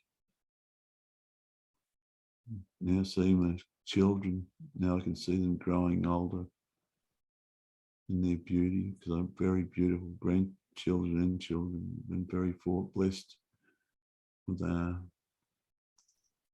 I don't have migraines anymore. And with all the fusions I've had in my neck and my back, I can move my head all the way around. I can move it up and down. Most people are amazed. I think you've got all those fusions in your neck. How can you move your head like that? Because I've focused on flexibility as well as other things in them. And because I put the word supportive in there, that's why I can walk constantly every day without problem. That's why my weight's just gradually come away. I've taken that sugar out of my life. I've taken out dairy. And I mainly eat 80% raw and 20% cooked. I used to drink alcohol very heavily, and then my good friend Marilyn and I was taking Mum out, getting Mum out of the house for her enjoyment and ours as well. Seeing her face light up as we took her out each time. And that one day I remember very clearly, Marilyn had bought me a beer. I loved beer up until then. I had half of it. It made me feel awful. I haven't had a drop since. And I don't know, wish to drink again. Yes, I may at times if it's something extremely special, but it'll only be a very small glass of something. Maybe a single malt whiskey or something. But my body just said, you don't need to put that crap in it, so don't stop eating it or drinking it. My structure of my food choices is very clear and concise. Yes, to have a little treat every now and again. There's nothing wrong with that. So what was the key to you staying true to sticking to all of this? Because I could see my health getting better and better each and every day, in each and every way, better and better, more and more.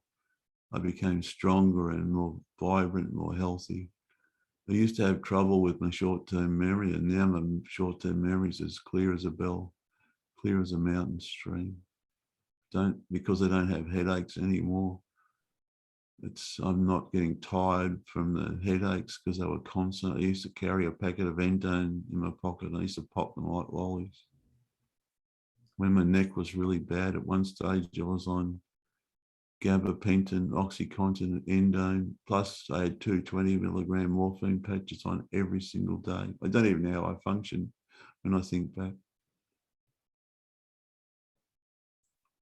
And now I haven't taken a painkiller, and I can't even remember the last time I took one. Now painkillers make me feel extremely ill. So just to be clear for viewers listening who might watch on the replay, and that is, so you just made your health and vitality your true choice for your life. It was always my true choice. My focus was my end result. My true choice was health and vitality. Yes, I've expanded on it somewhat. But when I did that, that's when things started changing. I started adding one word at a time. And the more I added things, the more my weight dropped away. more my fitness became easier and more focused. And then I met a gentleman that was visiting with his mother and ended up having to stay because of COVID. And we walked and talked every afternoon, sometimes of a morning, without realizing it, because I was walking and talking, that you're actually using a lot more energy because your brain's working, your body's working in conjunction with it. And also because I was learning so very much with this course that we've all done, it's such a revolutionary thing. I'd never come across anything like it before, because I used to think all this stuff was a load of crap, a lot of woo-woo nonsense. I used to poke fun at my family, the ones that believed in this sort of thing. And now I'm just grabbing it with both hands and running with it. I'm now coaching my own clients as well as Leanne. We've supported one another. We've practiced together. We've learned together. We've become really close friends. I never thought I never fitted in anywhere. I tried so hard to fit in, but never did. But meeting like-minded people that were so focused on being true to themselves, honoring themselves and honoring the one within so they can let love in again. I never loved myself before very much until recently. So I not only respect. Sorry, Dean. I not only respect myself and others, but I honour the one within. And too shall that pass if anything crops up. And so now with things that I used to be triggered so badly with before, sometimes it'll just come and go. Even only this very last night, I was triggered by something, but then a few moments with Leanne's support and guidance, I was able to just let it wash away within minutes. I was so grateful that Leanne's support and just guided me through it. But now the skills I've also learned, it was expanding on that. And the guidance that I've had from my good friend Marilyn and others, things they've taught me, expanded even further on things I've learned. Guiding other people, mentoring other people. Even my own clients have had so many successes in their life through this work. One gentleman had a lot of trauma in his life, hadn't worked in years. And after me spending 6 or 7 months with him, he's now working again. Another gentleman was going to give up his business. He had trouble communicating with his family and his parents and other aspects of his life. His business took off. He was communicating with his family, spending quality time with his kids. Another gentleman was procrastinating and putting things off all the time. Now he's successful. Another, like a lot of Leanne's clients that she's got and had, their successes are far and wide. Leanne's helped me with a couple of really big emotional things that I thought I dealt with, but as Leanne's spoken of today, we all need a coach. We all need to be coached in the right orientation.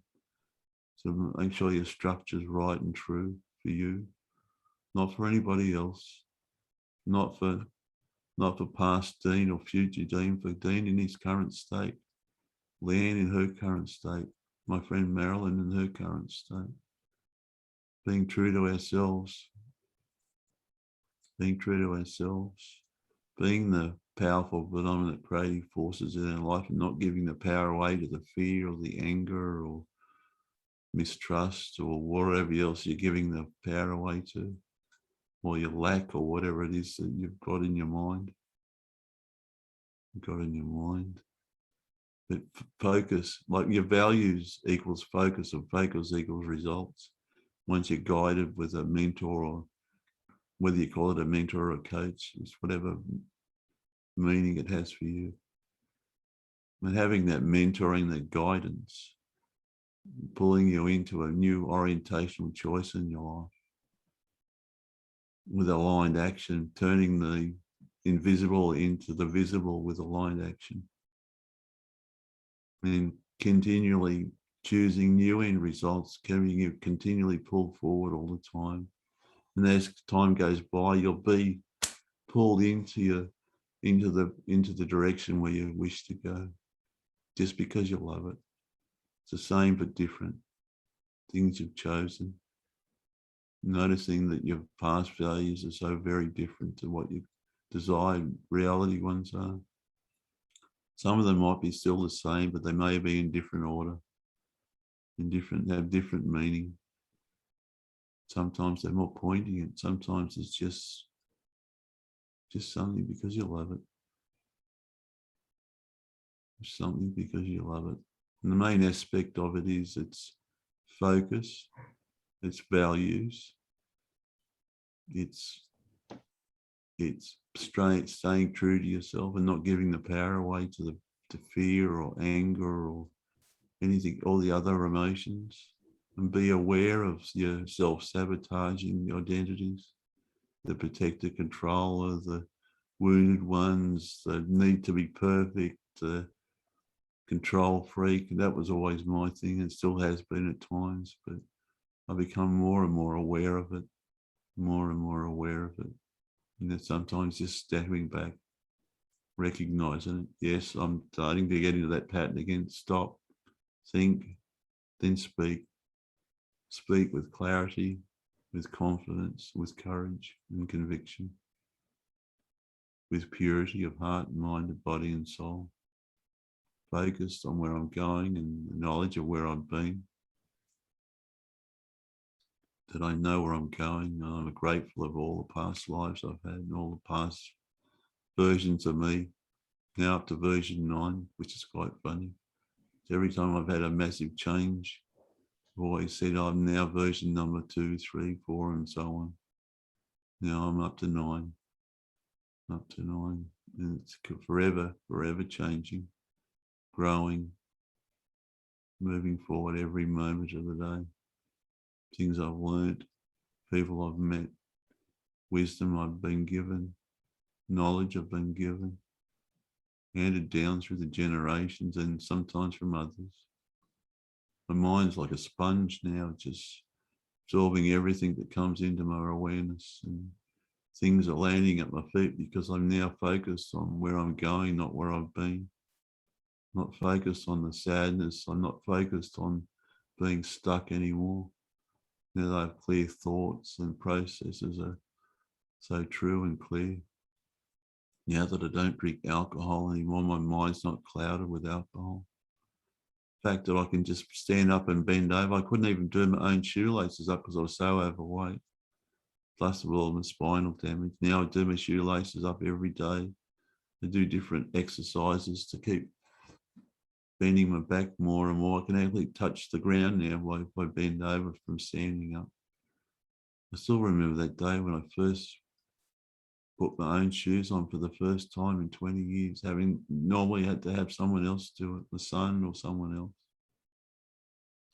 Yes, it was a bit hard to start with, but now it's easy. I feel like I've become young again. I feel like I've then turned back into my late teenage or 20s again, with more clarity and wisdom though now. Now I'm 63. Someone said to me recently, "Is that you in that photo?" I said, "Yeah, that's me." I said, "Well, you look like you're nearly 75 or 6 then. Now look, you look like you're in the mid to late 50s. You're getting younger every moment of the day, every waking moment, even in the dream state. My body is repairing itself. My body is repairing itself in so many different ways. So many different ways." Thank you, Dean. So That was awesome. Thank you for sharing your journey, your story, and fight back the tears there. Thank you for just being true to you and to your journey. And Thank you, my friend, because it was very cathartic, actually. Don't allowing ask me to spell it though, because I can't spell. just allowing yourself to go through the process that you had to do to create the change that you needed and so badly wanted within yourself. And that's the thing with values, is you really have to want it. You have to really want the change. It's not a want, it's a must. I used to think I wasn't worthy of ever changing, but with all the processes and things that we've all learned, I am worthy of anything in my life. I'm worthy of abundance in all things, not just money, but love, life, health, vitality, travel, whatever I choose, just because I love it. Exactly. So I just want to thank you for coming on today and sharing your story with me. And I'll just share how you have actually been helping me, empowering me this past few weeks in removing all my pain, because I have herniated discs in my neck and I'm seeing a neurosurgeon every couple of weeks. I have debilitating headaches and pain and swelling in my hands, my arm, constant pain in my arm. Some days I can't even lift up a plate or a cup of coffee. And Dean's been helping me with this pain over the last few weeks especially, and it's just been amazing the difference with one session made. It was quite amazing. We both sat there and just, my hand was quite swollen. I'd woken up, I just woke up with it. I didn't do anything. I just woke up with it and it was full of pain and full of swelling. And after he did the process on me, we both just sat there for the next hour and watched all the swelling just go down and disappear, and all the pain just dissipated. It was like, and I could turn my head further than I ever could before. It was simply, truly amazing.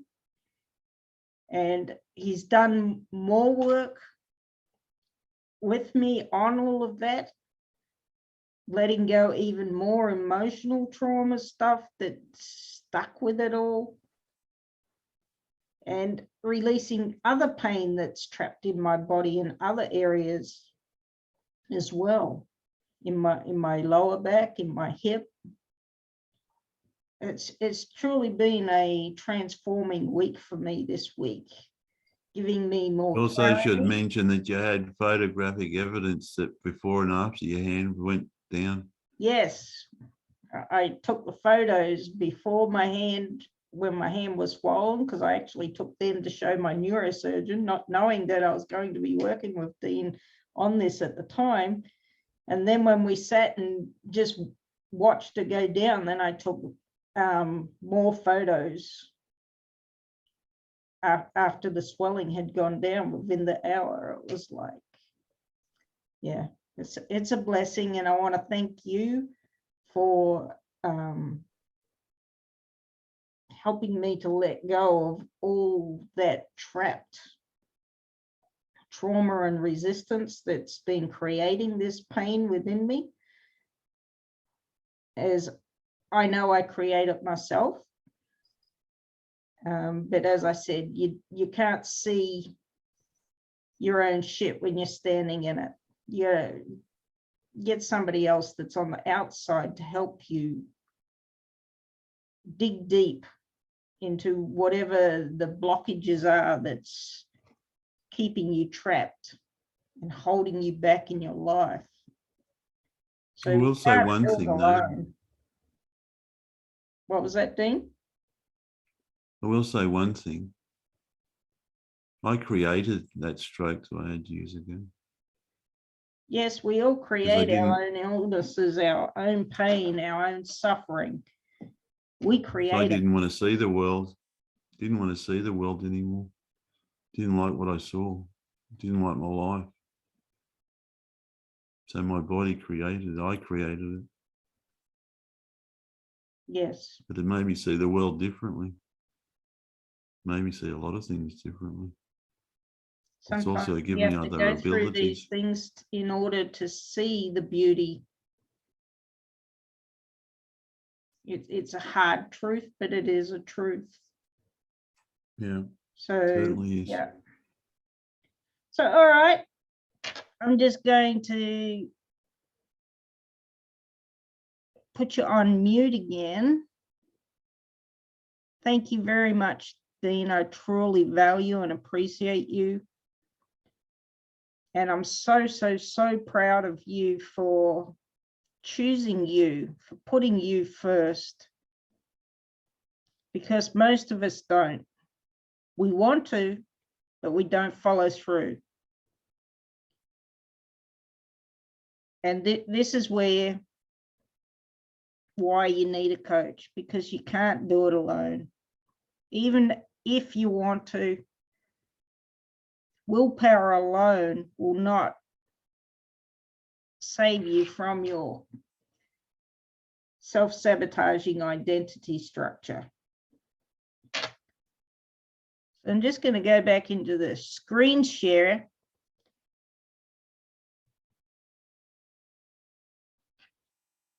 As we go down towards the closing of this soon, and we're going to be doing a recode, but just before I do the recode, I'm just going to talk to you about my offer.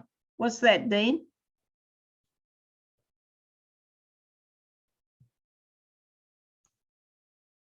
Unmute yourself.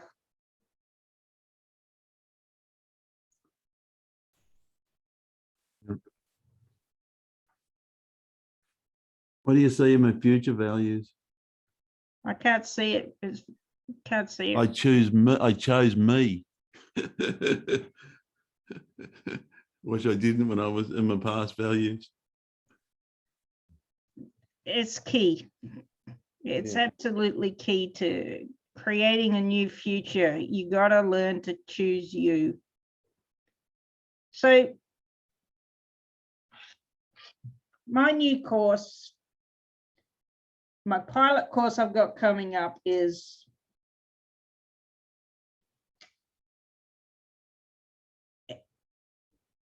elevating and your life. It's just, I'm just lost for words now. Dean's just made me lose my words. I'm just so in awe of that man. So what I'm going to offer you now is the opportunity to work with me so that you can create a life that you love on your terms, by your design. But I only work with certain people. I want to work with the go-getters, the ones like Dean who are ready and willing to step out of their comfort zone. So who this is not for.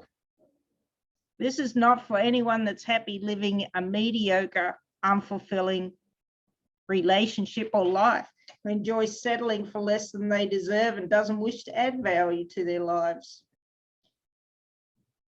Anyone who doesn't wish to elevate and change to create more joy and happiness and harmony in their lives.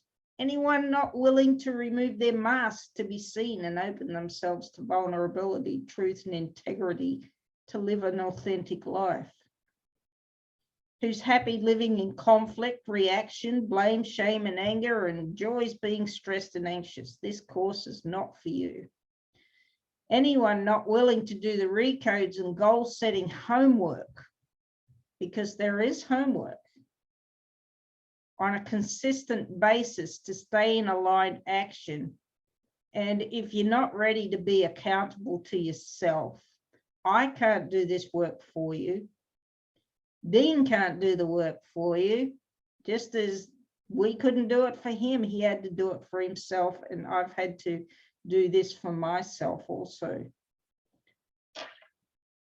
So you have to become non-negotiable. Be willing to become non-negotiable to unlock all that holds you back and attracting what you desire. It will be the best decision you will ever make. We live in this absolutely crazy, messed up world right now. But there's going to come a day where we are going to get our freedom back again. We are going to be able to travel again and do whatever it is that we want to do again. It will never go back to normal. It's time to create a new normal. New normal for us, for our families, for whatever life has in store for us. We have no control over the future. We cannot control anything that's outside of us. We can only control what is inside of us. Our words, our thoughts, our emotions, our reactions, they all belong to us and us alone. So I want to know if whoever's listening today, if you're ready, if you're willing to become non-negotiable in your life, to add a little extra onto your ordinary and just become super extraordinary like Dean, then this offers for you. So here's what you'll get. So this is just my pilot program in preparation for my bigger 12-week program. So this is 6 one-weekly RECODE sessions, which you'll be getting an experience with soon. 6 perfect love, imperfect relationship sessions, which is where I'm going to be guiding you and teaching you how to remove all the blocks within yourself. You'll receive 6 guided meditations, a roadmap vivid vision book, a perfect love workbook. You'll receive my relationship healthy relationship ebooks for her and him, as well as an emotional awareness book. Plus, you'll get access to my private Facebook community for free, where you can always ask me questions, and I'll be doing live sessions.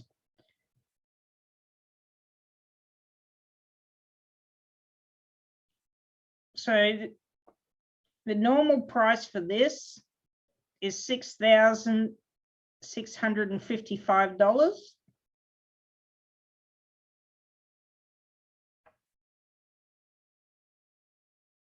So that's the total value, sorry. The normal price is now $655 just for today. So it's total pay in full, $656 US.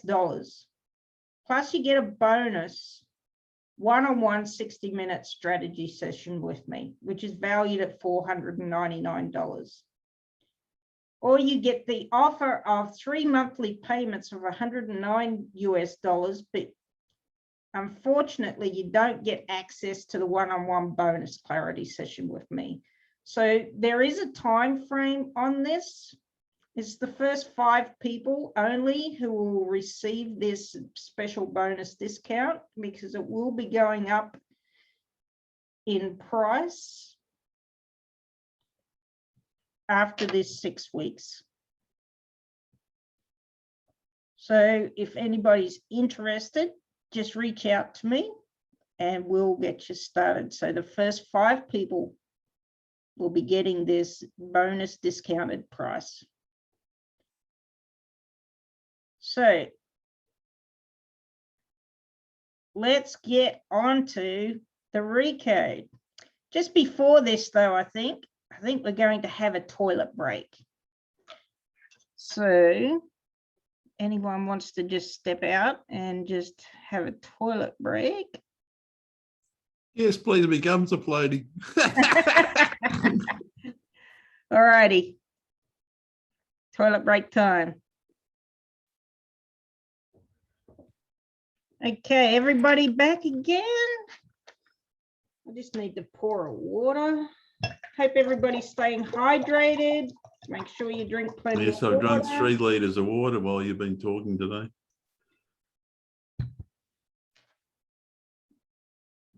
You have to buy more water, I think.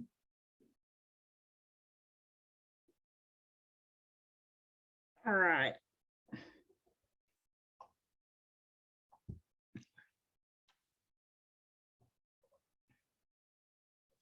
So I'm just going to go back into screen share again.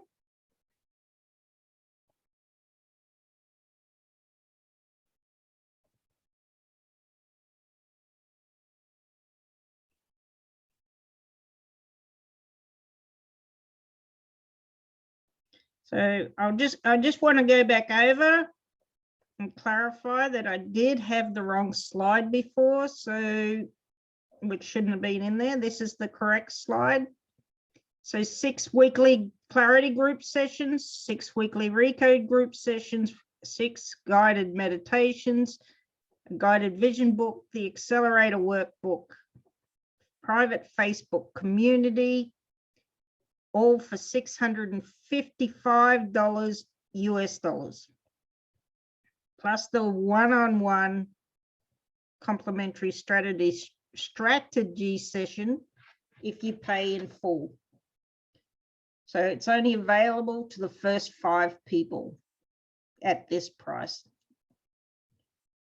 So now let's just jump on through to the actual RECODE so you can experience this amazing process. So what we do is we break up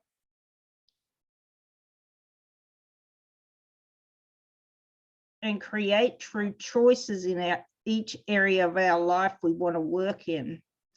So I work with 4 core choices of soul rising and life truth, loving relationships, career and money, and health and wellness. So I want you to just choose one of those today to work with, or it might be something else. I've got some boxes down here where you have the choice to create extra choices you want to work on. So whatever it is you want to learn to create, you want to focus on to create, you can put in these boxes.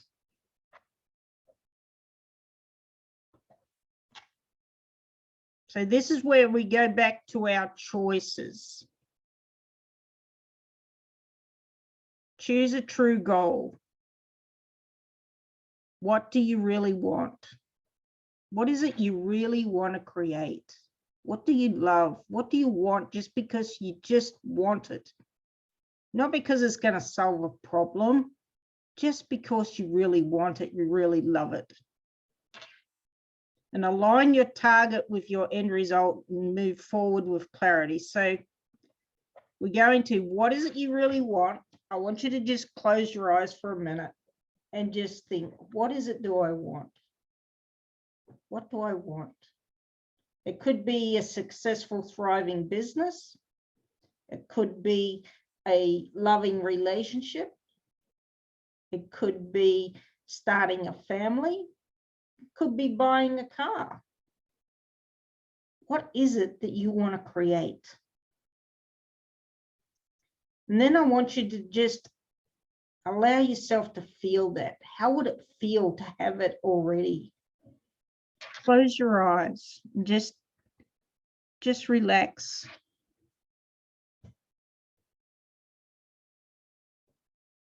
Closing your eyes, just relaxing, taking some deep breaths, and just imagine that you already have what it is that you desire. How does that feel? And I want you to write down all those feelings that you feel right now. Does it feel good? Write in the chat box how it feels. Even if you're on watching replay of this, please just write in the chat box how you're feeling.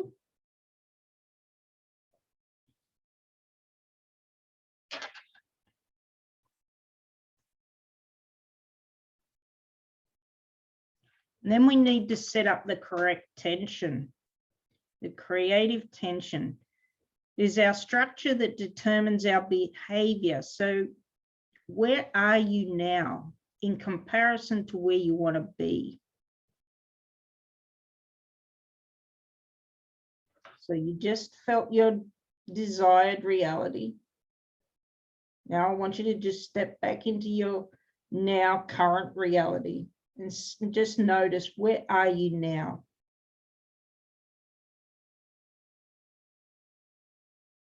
And write it down.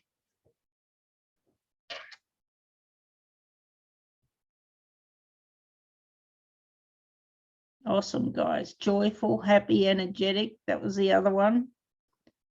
In flow, happy, joyful, empowered. Now for the current reality. Marilyn's got slow, painful, stuck. Great. So just notice what you notice. And then I want you to notice how it feels to have this experience. Allow yourself to feel the feelings of it. Does it feel heavy? Does it feel tight? Does it feel anxious? How does it feel?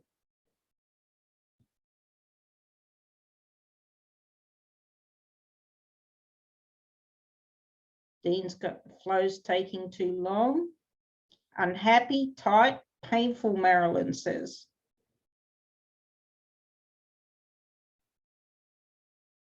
Whatever you're feeling, just write it down. Keep unpacking.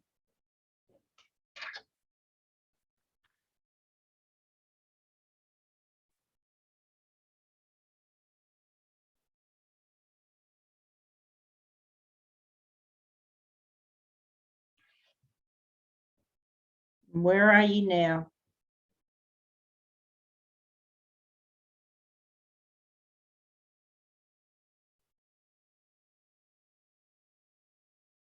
Stuck. Others are getting in the way of my end result.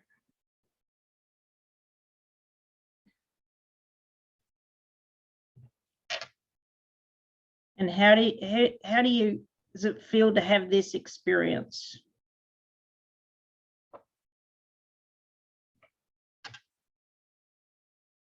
How does that stuckness feel?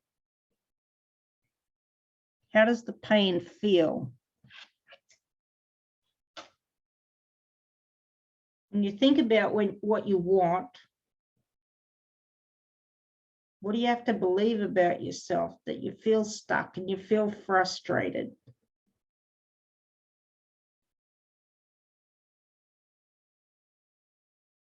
Just think about those 6 sabotaging identities I took you back to earlier today. Do any of those start popping up for you?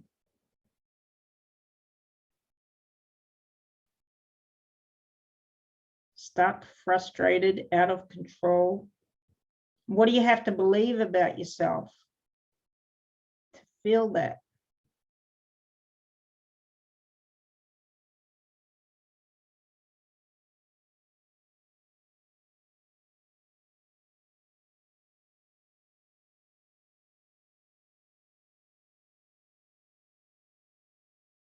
I hate when others are trying to stop me from living a life I love. My protector controller is getting pissed off.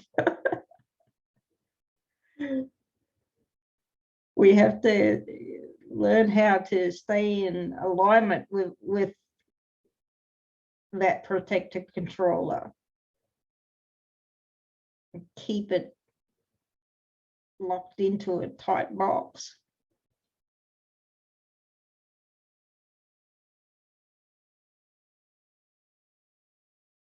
So I'm wanting some of those sabotaging identities. What sabotaging identities crop up for you when you think about being stuck, out of control, frustrated? What do you have to believe about yourself? Do you believe you're not worthy, unwanted?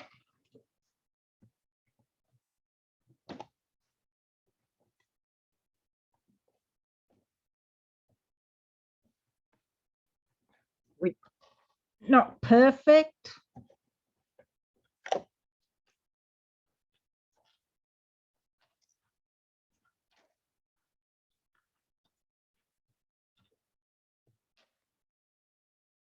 And how does that feel?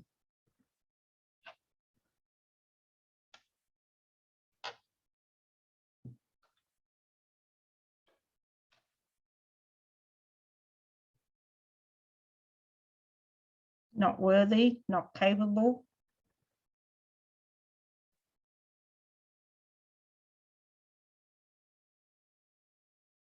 Annoying.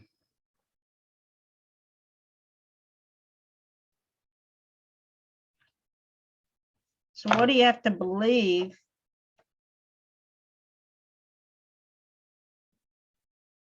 that that's true, that you're not worthy, that you're not capable? What else is under that?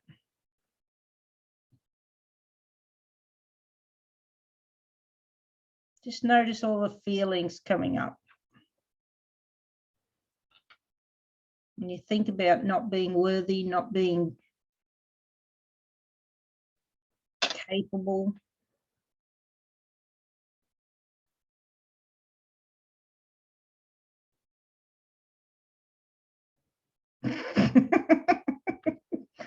Okay, Dean.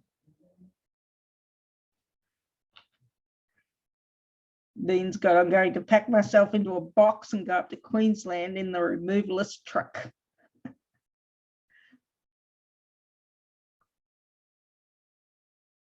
And how does being pissed off make you feel, Marilyn? Let's dig in deeper underneath all of that. Yeah, but what's under the pissed off? Give me the emotions. I want emotions, feelings, anger.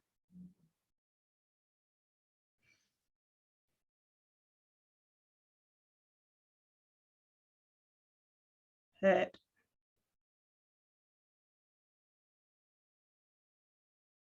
Mistrust of others. This is great, guys.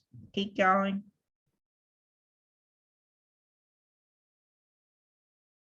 What do you have to believe to feel the hurt?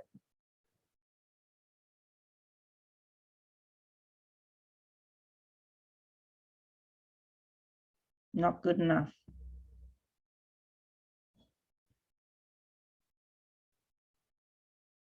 All right. Now I want you to just close your eyes. And I want you just to take deep breath now. And I'm going to be doing a RECODE with you. So we're just going to do a bit of a meditation first, just to get you to relax. So just closing your eyes and just taking some deep breaths. And as you're taking some deep breaths, I'm just going to be explaining the process.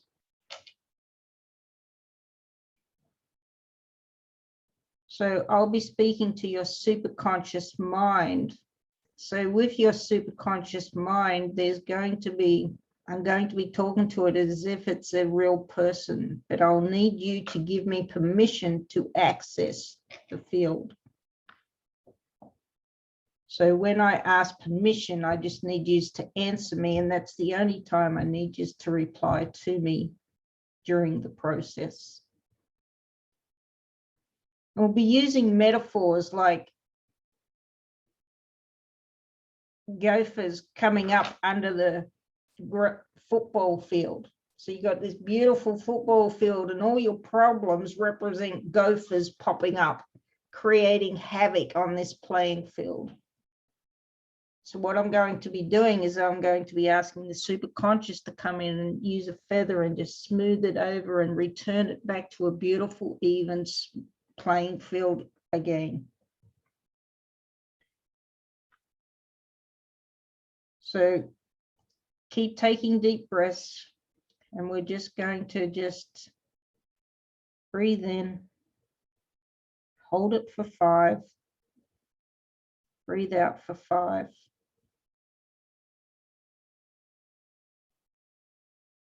And keep breathing, just relaxing, allowing your toes to just relax.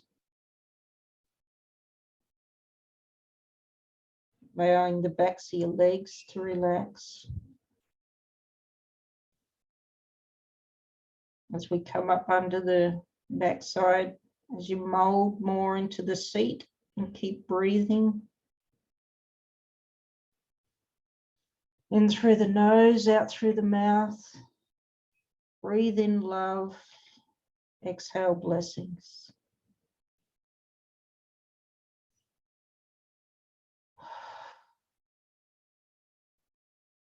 Just keep relaxing as we relax more up the spine.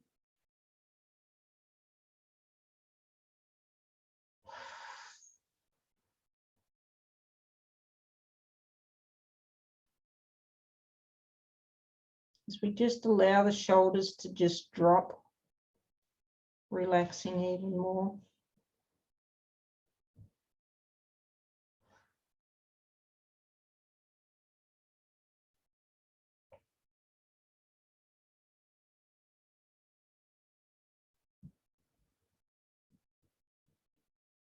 Coming up over the top of the head and down into the face, just allowing all the face muscles to just relax. Coming down through the throat, down through the chest as we just breathe in, expanding the lungs, increasing fresh oxygen flow, inducing more relaxation. And keep breathing. As we move down and release all the tension from the stomach. And down into the tops of the legs, down, back down to the feet.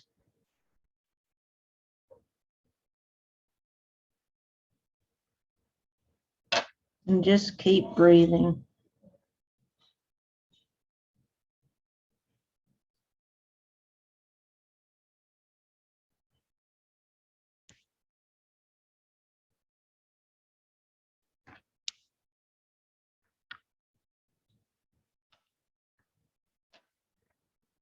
So I hope you have got your true choices.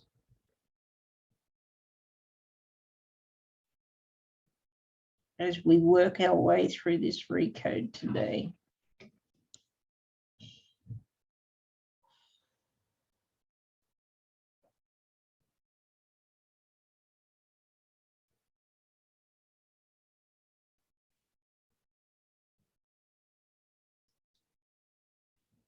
So I'm just going to ask for permission to enter the field right now, to your superconscious field, so I can create alignment with your desire. Remove all the resistance. Do you give me permission? Just type in the chat box.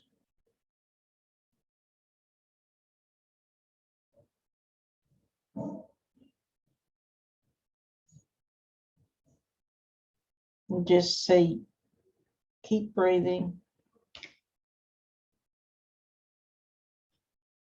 Closing your eyes and just stay in the field. You need to close your eyes and just keep breathing. I'll have my eyes closed so I won't see anybody typing in the chat box.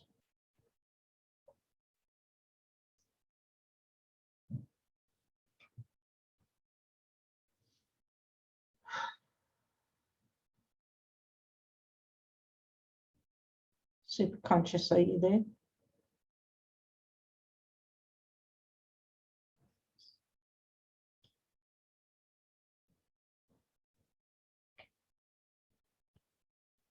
Superconscious, do you see the alignment with the desires that everybody would like to work with today?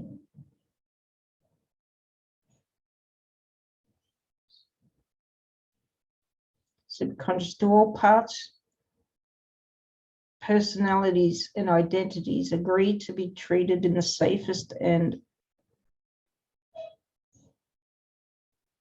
softest, gentlest way today, allowing for the process to begin?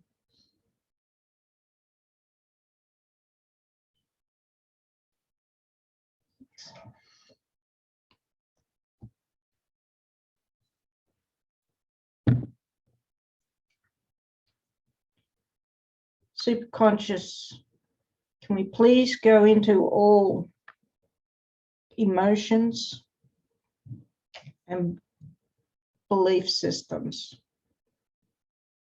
around not being good enough, not worthy, not deserving,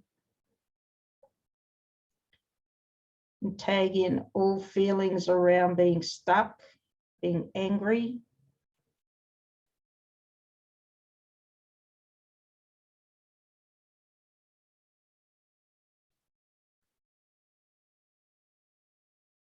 please tag and treat all tender memories 1, 2, and 3 and do a massive change history in the safest possible way and the safest order. Thank you.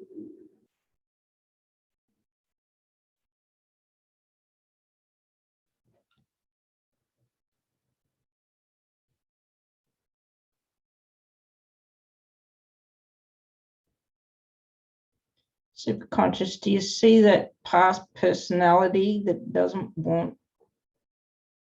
to let go of the control?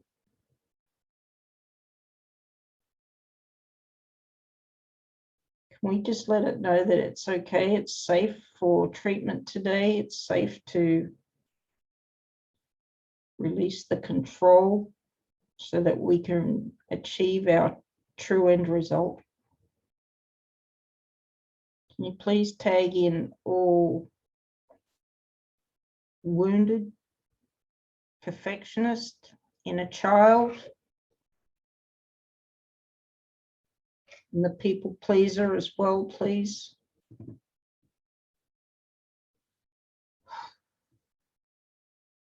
Please tag and treat and do a massive change history in the safest possible way and the safest order.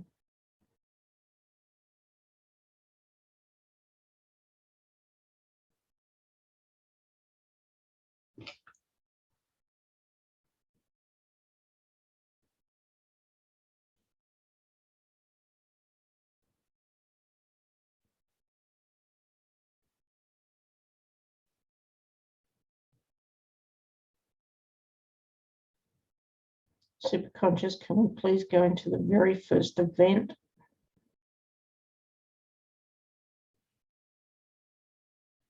Is it in the present? No. Can we go back into the past?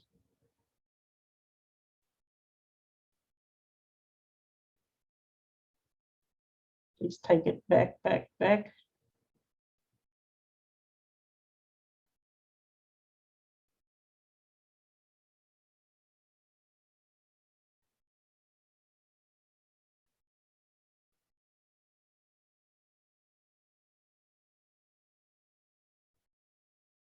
The 20s.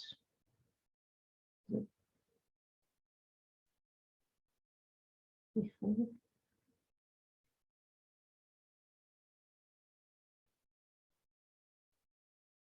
Superconscious, can we please go into the first event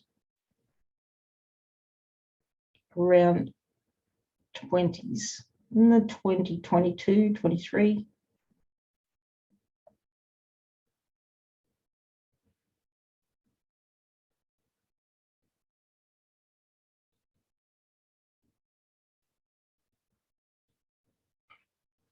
Please tag and treat all feelings around putting others first.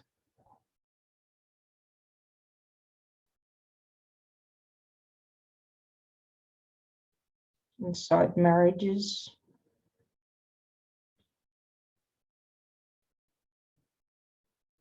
Losing of identity within a marriage.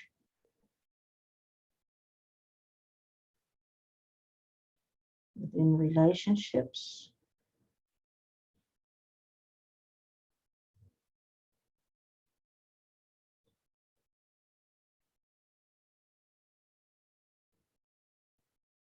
And please tag and treat and do a massive change history around this very first event.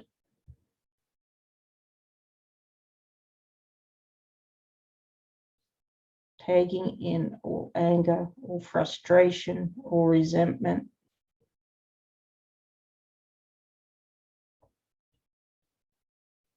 or hurt.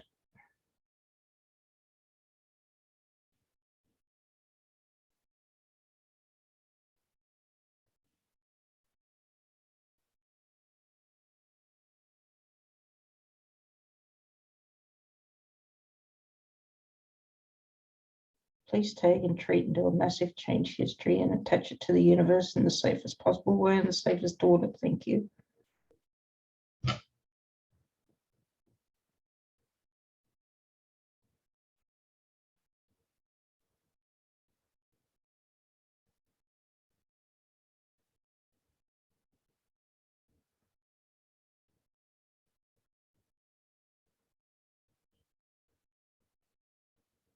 Subconscious, can we please go into family entanglements, tag in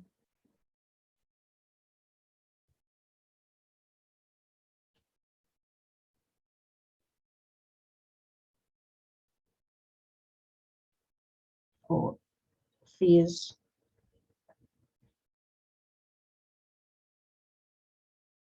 hurts, betrayals, shame, blame, and guilt.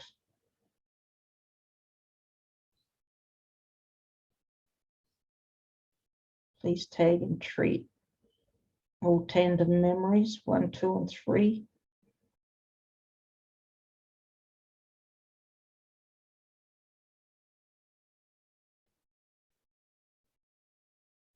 Subconscious, do you see that tension in the stomach?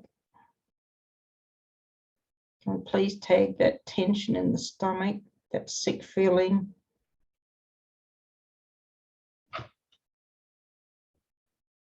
Stress, emotional abandonment. Please tag and treat all resistance within this field. Attach it to the universe in the safest possible way and safest order. Thank you.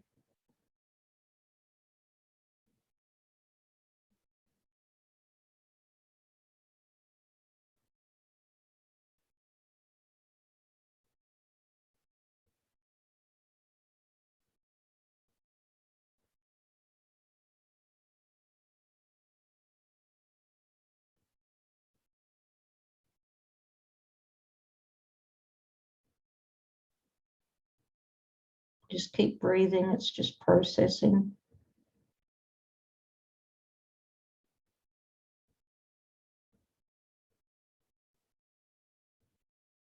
Subconscious, can we please go into all chakras, front and back, opening all chakras to receive more love, more energy, allowing just flow.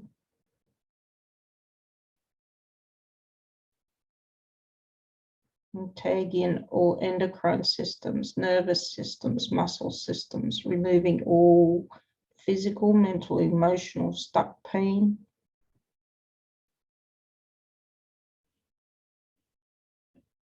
Please tag and treat all tandem memories, quantum memories, DNA memories, cellular memories. Please tag and treat and do a massive change history on all resistance to creating health and wellness, allowing love to flow. Please tag and treat in the best and safest order. Thank you. Do a massive change history.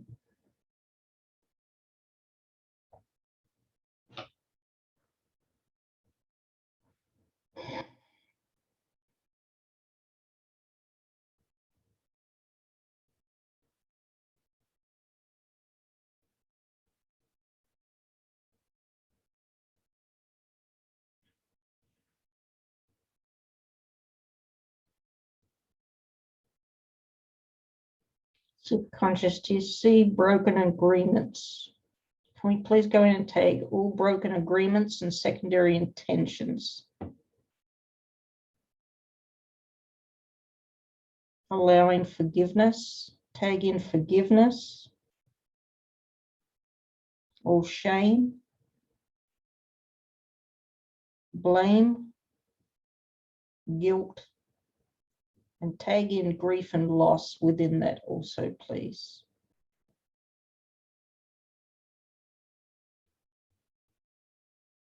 Loss of time, loss of life, loss of money,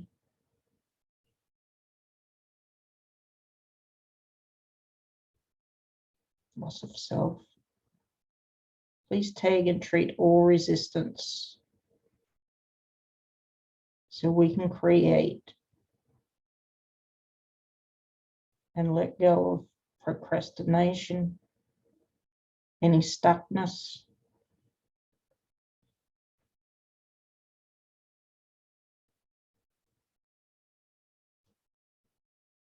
frustrations. Please tag and treat and do a massive change history in the safest possible way and safest order. Thank you.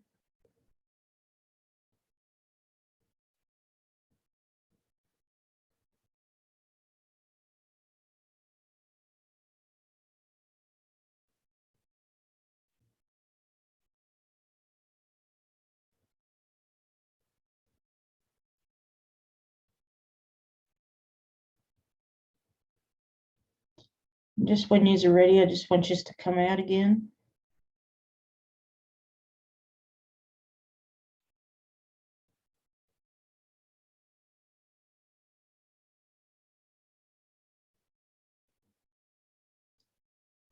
So if you could give me a number from 0 to 10, what would be your resistance now?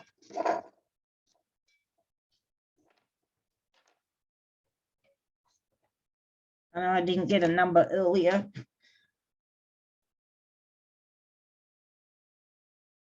Marilyn's a 1, Dean's a 5.4.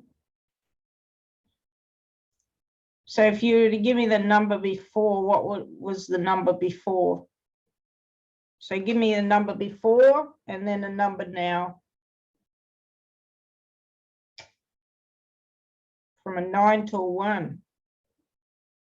So you were 5.4, now you're a 0, Dean.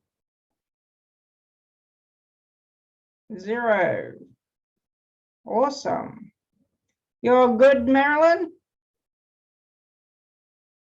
Awesome. That's great. Remembering that this process is going to keep processing over the next few days. It's very subtle. It's not something you're consciously aware of.